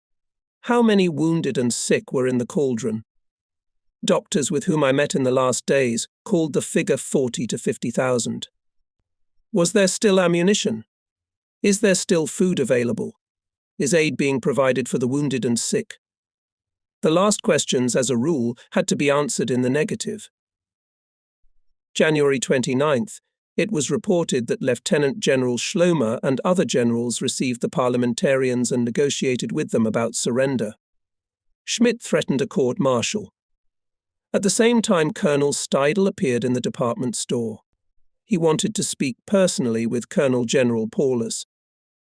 He took part in heavy retreat battles on the west bank of the Don, participated in the creation of new defences in the southern section of the Cauldron, and lost there in heavy defensive battles 376th Infantry Division, almost all of his regiment. The soldiers respected him as a brave and fair commander. Paulus appreciated him for his reliability and honesty. As early as January 27th, Steidl, in a conversation with the commander, expressed the opinion that the responsibility to the soldiers and the German people requires an immediate cessation of resistance. Now he came to persuade Paulus to give the order to surrender. In doing so, he got first to Schmidt, who probably guessed what the matter was. Schmidt flatly refused to fulfill the colonel's request to facilitate his meeting with Paulus and demanded that he immediately return to his unit. Steidl was forced to leave the department store without achieving anything. In the last few days, Schmidt developed lively activity in another direction. Thus he summoned to him Colonel von Beaulieu, commander of an infantry regiment of the 3rd Motorized Division. The colonel had spent a long time in the Soviet Union in the 20s, spoke Russian, knew the country and the people, and, as he emphasized, the Red Army. I myself often met Beaulieu after the invasion of Russia had begun. I was surprised to say hello to him when I saw him coming out from the Chief of Staff. Schmidt asked me to tell him about the Red Army, Beaulieu told me. He was particularly interested in the question of what to expect from its soldiers and officers. I did not know that your Chief of Staff can be so kind.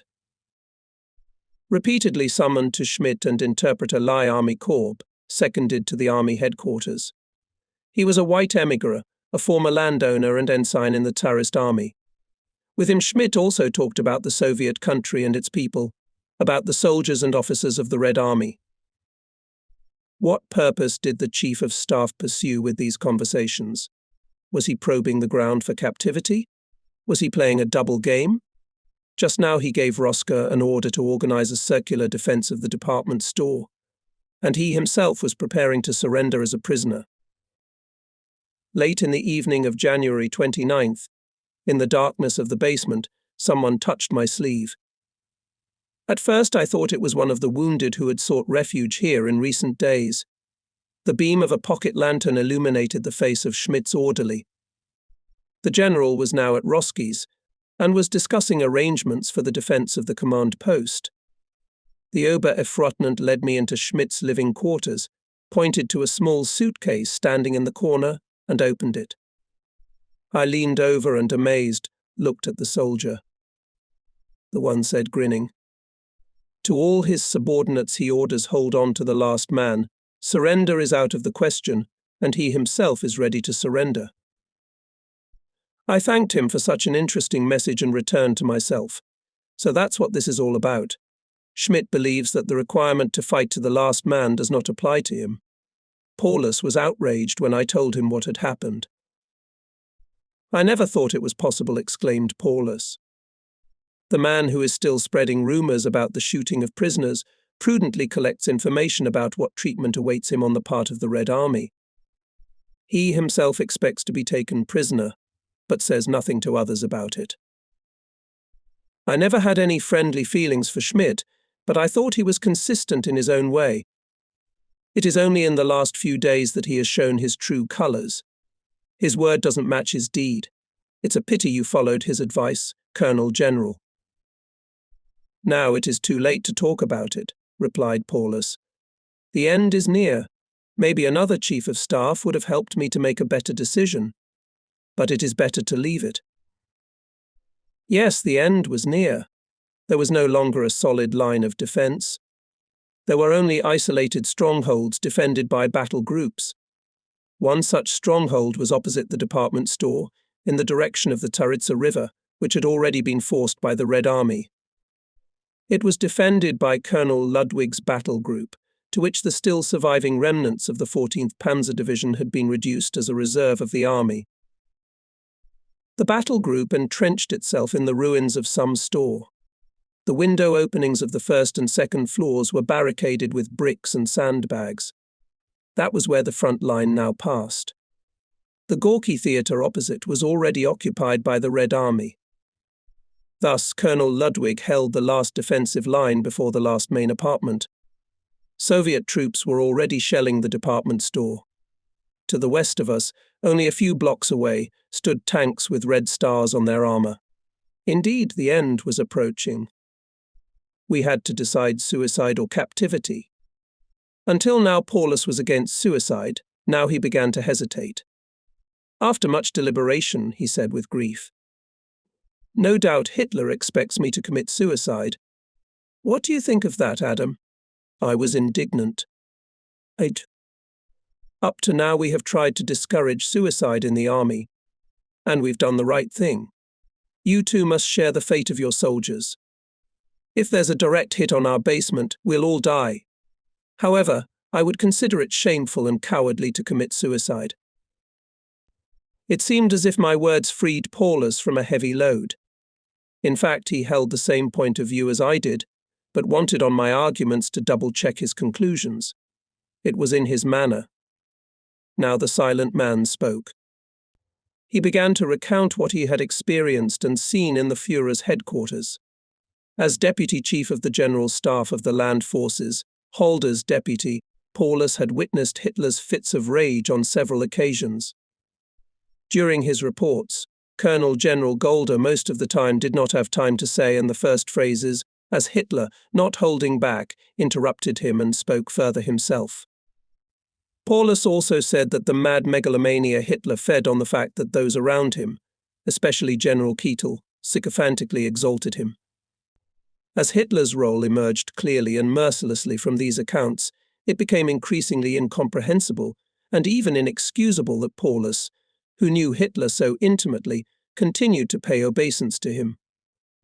This was once again sharply apparent when on January 30th, 1943, on the 10th anniversary of Hitler's assumption of power, Schmidt drafted 2 radiograms to Hitler, and Paulus signed them unchanged. The first one read, "The Sixth Army, faithful to the oath of Germany, aware of its high and important task, to the last man and to the last cartridge holds the position for the Führer and the fatherland." Paulus. The second radiogram contained a greeting for January 30th. "On the occasion of the anniversary of your assumption of power, the Sixth Army salutes its Führer." The flag with the swastika still flies over Stalingrad.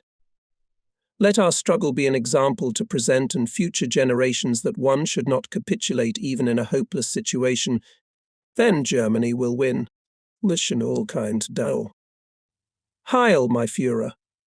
Paulus, Colonel General.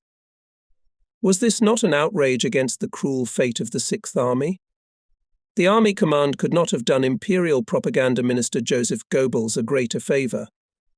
These radiograms provided an opportunity to extol the Army's unjustifiable demise. Hitler responded without delay. My Colonel General Paulus. Already now the entire German people are looking at this city in deep excitement. As always in world history, and this sacrifice will not be in vain. Clausewitz's commandment will be fulfilled. Only now is the German nation beginning to realize the gravity of this struggle and will make the gravest sacrifices. My thoughts are always with you and your soldiers. Your Adolf Hitler. The same false pathos permeated Göring's speech on the occasion of January 30th, 1943, which I quoted at the beginning of this book. Addressing the still living soldiers in the ring compressed to the limit and to their fear-stricken loved ones at home, he cynically exclaimed in the end, "No matter how cruel it sounds, a soldier does not care where to fight and die, whether in Stalingrad, at Rshev, or in the deserts of Africa. or in the north, above the Arctic Circle in Norway. When I heard the voice of a fat air marshal, I was seized with a feeling of nastiness and anger at the rabble around Hitler, who after his shameless betrayal now forced us, still alive, to listen to the funeral service for themselves. Before evening, furious Schmidt came to Paulus. "I have just been informed," he said, "that Colonel Ludwig is negotiating with the Russians." I summoned him for a report. My first thought was, poor Ludwig, it will not be easy for you. When the Chief of Staff left, I expressed my fears, Colonel General. However, Paulus reassured me. I will not tolerate that Ludwig was punished because of his unauthorized actions. An officer in a steel helmet, with a machine gun, was sent after Ludwig. This was very similar to punishment, and also fully in line with the formula Schmidt had hitherto used: whoever makes unauthorized contact with the enemy will be shot. As Ludwig later told me, he had expected the Chief of Staff to bring him to justice. However, it turned out differently. Schmidt first asked how secured the southern section of the boiler, for which Ludwig was responsible. Then he still asked him to sit down. Ludwig's expected question followed. "Direct and cold, I have just heard that you negotiated with the Russians today. Is it true?" The colonel reported how and why it had come to negotiations. He justified his move by referring to the loss of combat capability of the troops and the presence of tens of thousands of wounded and sick deprived of help. Reporting, he all the time carefully watched Schmidt. However, he did not interrupt him a single word and only paced back and forth in his basement. A few minutes after Ludwig had finished, he suddenly stopped in front of him. "You easily, out of the blue, communicating with the Russians, negotiating surrender, and we in the army headquarters remain on the sidelines." Ludwig did not understand at first. He was prepared for everything, but not for this. The general, who had stubbornly ordered to hold on, suddenly showed interest in surrender. Did he now want to save his life? After having distinguished himself for many weeks by his precise obedience to Hitler's and Manstein's orders, and thus contributing to the demise of the Sixth Army? "If it is only that," Herr General Ludwig replied, "I think I can promise you that tomorrow morning, at about 9 o'clock, a parliamentarian will appear here in front of the cellar." "Very well, Ludwig. Attend to that, and now good night." Colonel Ludwig had never been more puzzled in his life than by this remarkable conversation with Schmidt. And the latter, after his conversation with the colonel, came to Paulus, but did not say anything about the course of the conversation, but only reported that he had instructed Ludwig to mediate the surrender negotiations of the army headquarters. This fact completed the final touch in the image of Lieutenant General Schmidt. Even the day before he had threatened to be shot, now he was ready to surrender. His life was evidently too dear to him to have any desire to fight with rifle in hand. Of course, the contradiction in the behavior of generals and senior staff officers, who demanded that the soldiers fight to the last bullet, and themselves surrendered without a fight, was characteristic not only of Schmidt. But with him it manifested itself especially sharply, because no one else was so fanatically and adamantly opposed to all rational thought as this evil spirit of the army. Thus he showed his failure not only as a military specialist, but also in purely human terms. After the Chief of Staff left, Major General Rosk appeared. He briefly reported to Paulus. "Divisions are no longer able to resist. Russian tanks are approaching the department store. It's the end. Thank you, Roski, for everything. Give my thanks to your officers and soldiers. Schmidt has already asked Ludwig to negotiate with the Red Army." I threw into the fire still remaining papers, as well as a dozen knights and German crosses. I had not yet decided to part with the seal and hid it together with the stamp pad in my briefcase. Then I went to my assistant Oberleutnant Schlesinger and to the clerks, oriented them to the situation and checked whether everything had been destroyed here. For an hour or more I sat then opposite the army commander in our cramped room. A candle flickered between us. Silence reigned. Each was occupied with his own thoughts. At last I spoke. Mr. Colonel General, you should sleep now, or you will not survive the next day. It will cost you the rest of your nerves. It was past midnight when Paulus stretched out on his mattress. I glanced over to Rosca for a moment. What's new? I asked, entering. Roski was busy destroying the last of the unnecessary things. He asked me to sit down, offered me a cigarette, and lit one himself.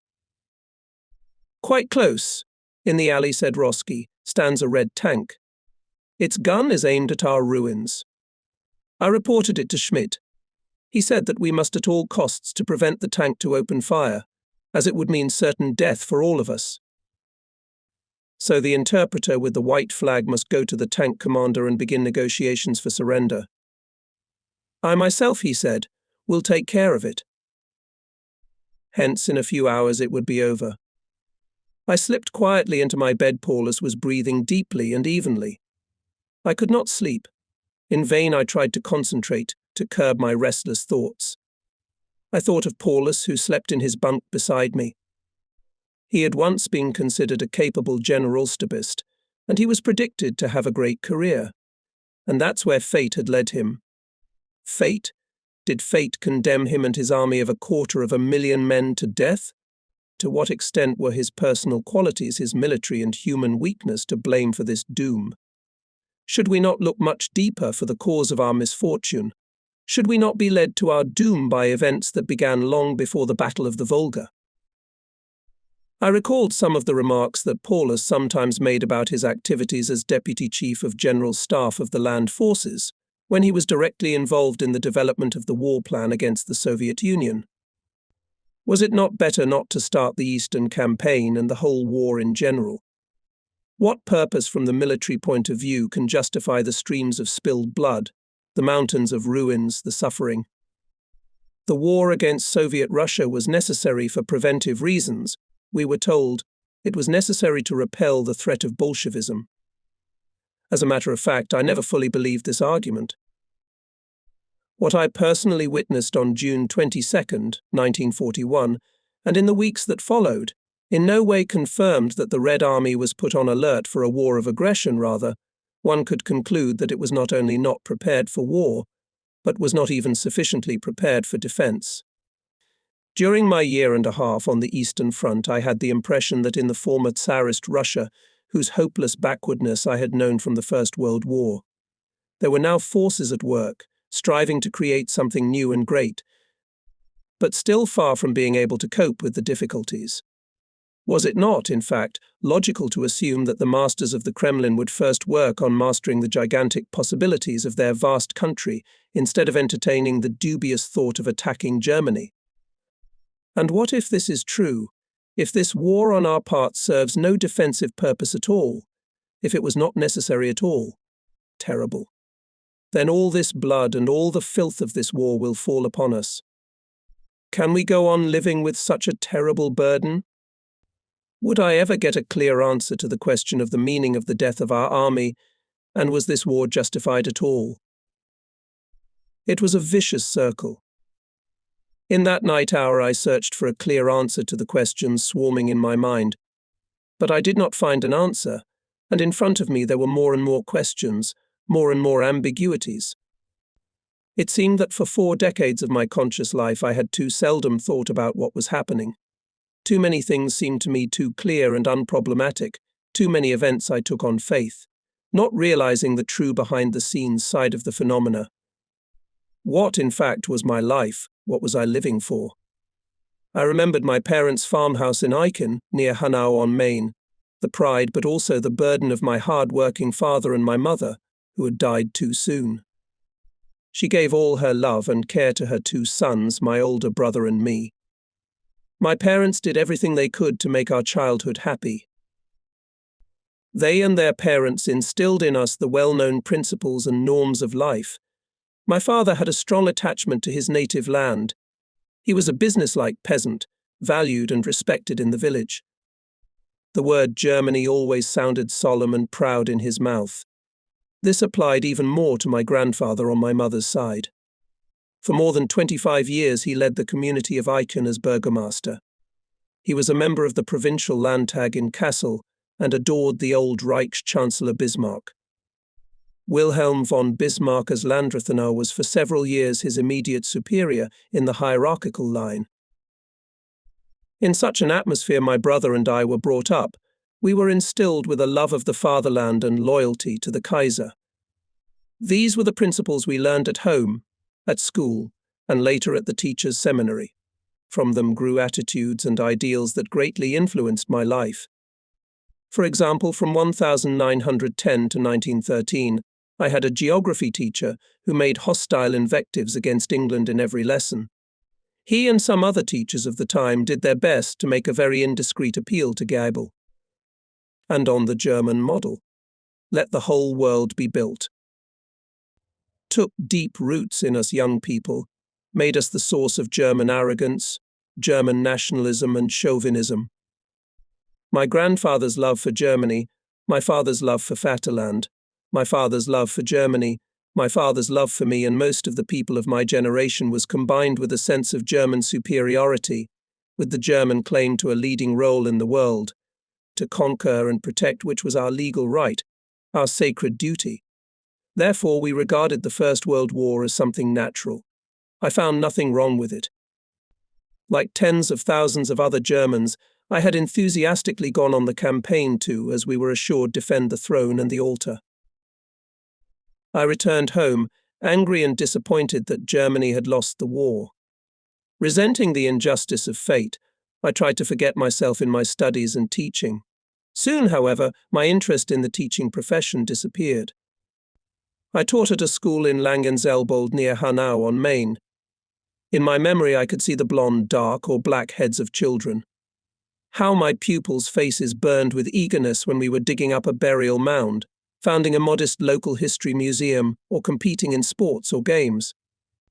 Now, the oldest of my pupils of that time have long since worn military uniforms. Which of them were killed or wounded? I didn't know that. After all, after my appointment as a mathematics teacher at the Military Crafts School in 1929 and my enlistment as a captain in the Wehrmacht in 1934, I had little contact with people from my former circle. Of the people I met in those years, I particularly remember the carpenter Redder. He was a communist, in fact the only communist I knew at that time. 2 of his sons attended school. My father willingly, expertly helped as a craftsman to fulfill our school plans. I established a good relationship with him. If he started talking about politics, I simply waved him off. It didn't interest me. He would often say to me, "Hitler is war," and I would reply with an arrogant smile. When World War I ended in 1918 with the defeat of Germany, I was also disappointed that my officer career had failed. The desire to be an officer did not leave me during the Weimar Republic either. In 1934, in the second year of Hitler's rule, it was fulfilled. I had almost forgotten the communist Redder and was proud of the successes that Hitler had made continuously. He introduced universal conscription, created the Luftwaffe, the submarine fleet, occupied the Rhineland, regained the Saarland, carried out the Anschluss of Austria, occupied the Sudetenland, formed the Protectorate of Bohemia-Moravia. Did not these successes confirm our right and our claim to leadership? And all this without war. Plus, he eliminated unemployment, built freeways. Still, Hitler is a brilliant Führer, I thought at the time. If my grandfather were alive, he too would exalt Hitler above Bismarck. Of course, not everything was to my liking: the arrests of communists and some others. It was said that they were being isolated in camps. A human pity, I said to myself, thinking of Redder. But why are they opposing a development that has undoubtedly made Germany stronger and more powerful?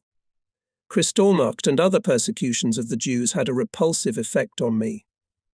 But after all, I was not responsible for them. And besides, one must not forget the great successes that National Socialism had brought to the German people. I tried to ease my conscience. True, there was a small thorn in my heart, but what did it mean in comparison with the happy goal of the deeds, which seemed endless? Then came September 1st, 1939. The war against Poland. I felt then that a new and more serious period had dawned in Hitler's policy. In this, the communist Reda was right. However, the Polish campaign ended after only 18 days. A great victory had been won. France and England did not intervene. 6 months after Poland, Denmark and Norway were occupied. Then France, considered the strongest military power on the continent, was crushed in 6 weeks. It was forced to surrender. The disgrace of Versailles was over. The British, as we said, learned to run at Dunkirk. They were thrown into the sea. Again, a grand victory, so far the biggest in the Third Reich's extravagant rise. Unfortunately, from me and my wife, he demanded a heavy sacrifice. On May 16, 1940, our son Heinz died. It was a terrible blow, and we were stung by the pain of loss. It was already much more than the nasty deeds of the Nazis. It was my own flesh and blood, my only son, my hope. My wife never recovered from that loss, and my heart bled when I thought of my dead son. But as a soldier, I was always ready to make sacrifices, I believed, for Germany, for my fatherland. So I overcame myself, believing that this sacrifice was made for a great cause. The fanfare of victory sounded again, announcing successes in submarine warfare, in Africa and in the Balkans. Despite some minor setbacks, it seemed that the German chain of successes had lengthened by several more major links. And then came June 22nd, 1941. The German Wehrmacht, supported by the Romanian and Finnish armies, marched against the Soviet Union on a front of 2,000 kilometers. The world held its breath. I, who crossed the Soviet border with the XXII Army Corps that day in the direction of Kovno, was somehow uncomfortable. It was a war on two fronts, which was always feared. And we ourselves got involved in a war on two fronts, attacking the enemy, about whom we did not know much. At first, however, everything went smoothly. The fanfare of victory rang out daily. The chain of happiness lengthened by several new full links. Then something happened that had never happened during the 8 years of Hitler's domination. Next to the chain of happiness, a chain of unhappiness appeared. And it began immediately with massive links formed by German defeats at Moscow and Leningrad, at Kalinin, Oral, Kursk, Kharkov, Stalin, and on the Kerch Peninsula in the winter of 1941 to 1942. However, these links did not look so big compared to those added by the defeats in the winter of 1942 to 1943, especially the loss of the Sixth Army. A monstrous fear gripped me. Who will stop this fatal development? What would happen to Germany if the war continued to approach the German borders at the same pace? How long will the other fronts be able to hold out? What if the destruction of the Sixth Army is the beginning of Germany's demise? These agonizing questions haunted me in confused visions of a restless dream. The Russians have come. January 31st, 1943, 7 o'clock in the morning. Slowly the dim dawn came. Paulus was still asleep. It took quite some time for me to get out of the maze of thoughts and nightmarish dreams that tormented me. Still, at least I had gotten some sleep. Just as I was about to get up quietly, there was a knock at the door. Paulus woke up. The Chief of Staff came in. He gave Colonel General a sheet of paper and said, "I congratulate you on the production of field marshals. This is the last radiogram. It came early in the morning.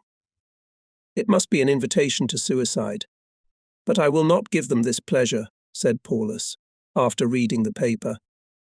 Schmidt continued, "At the same time, I must report that the Russians have come." Having said this, Schmidt took a step back and opened the door.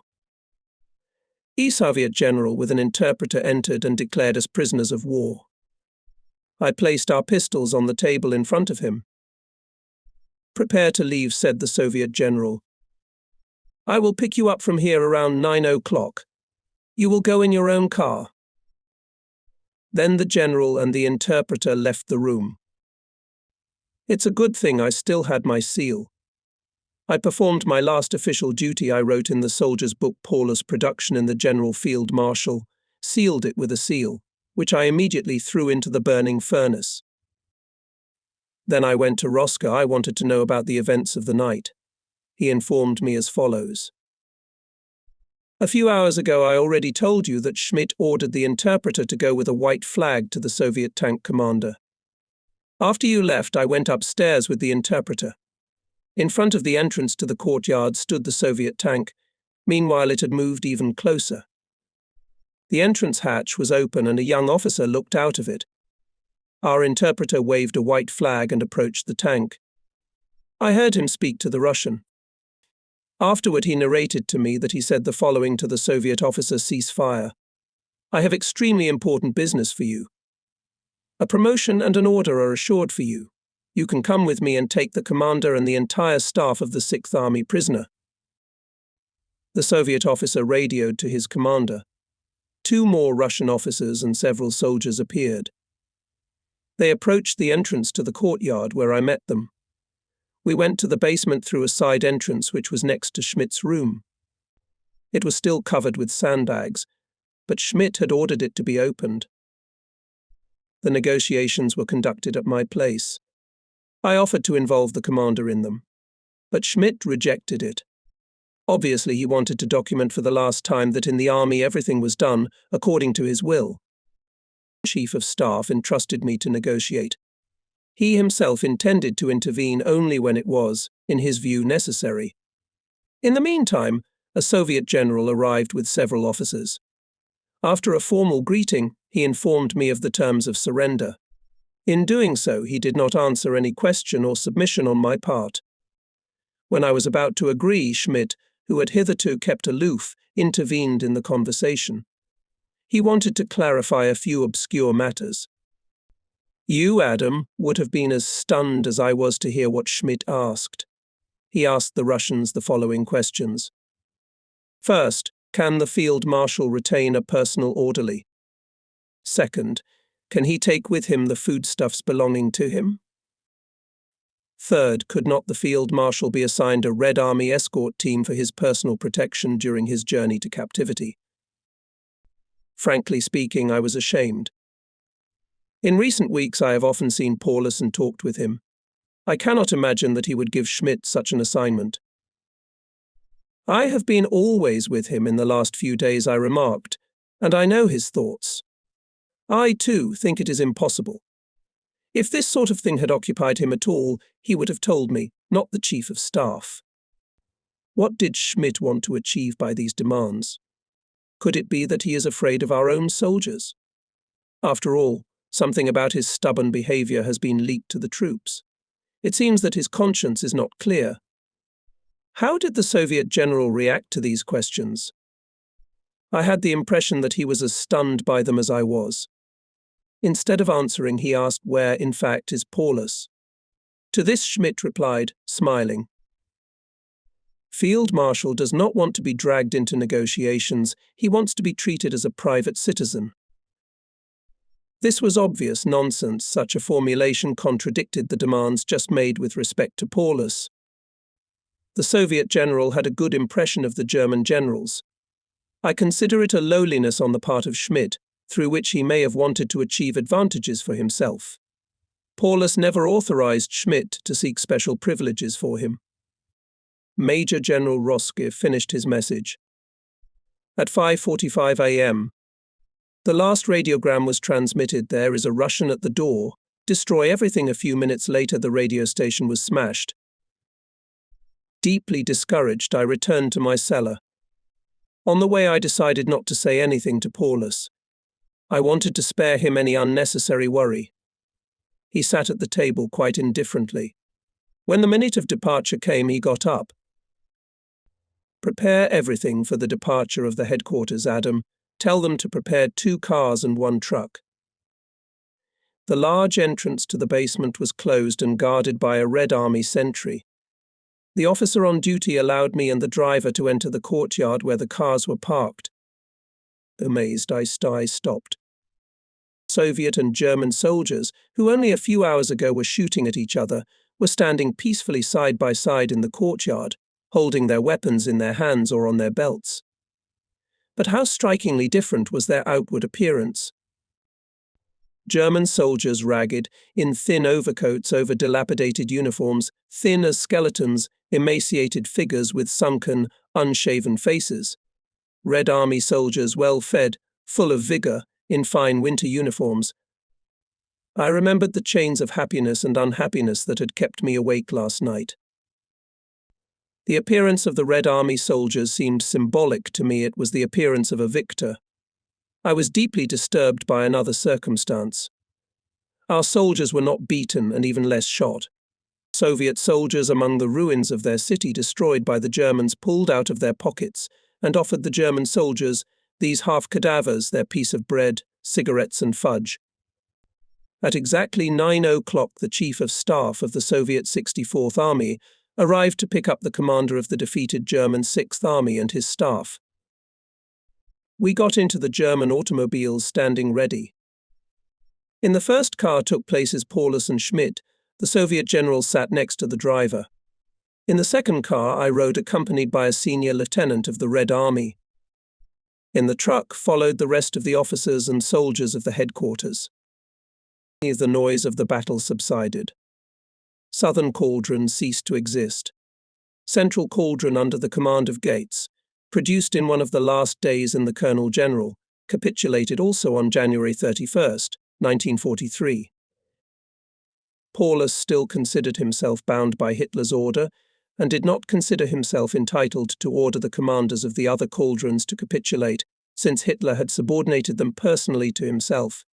For the troops of the Northern Cauldron hell lasted for another 2 days. Despite the persistent representations of Generals Latman and von Lenski, the commander of the Northern Cauldron, Colonel General Strecker, did not agree to end resistance. On the morning of February 2nd, 1943, both generals themselves gave the order to surrender. The battle on the Volga River was over.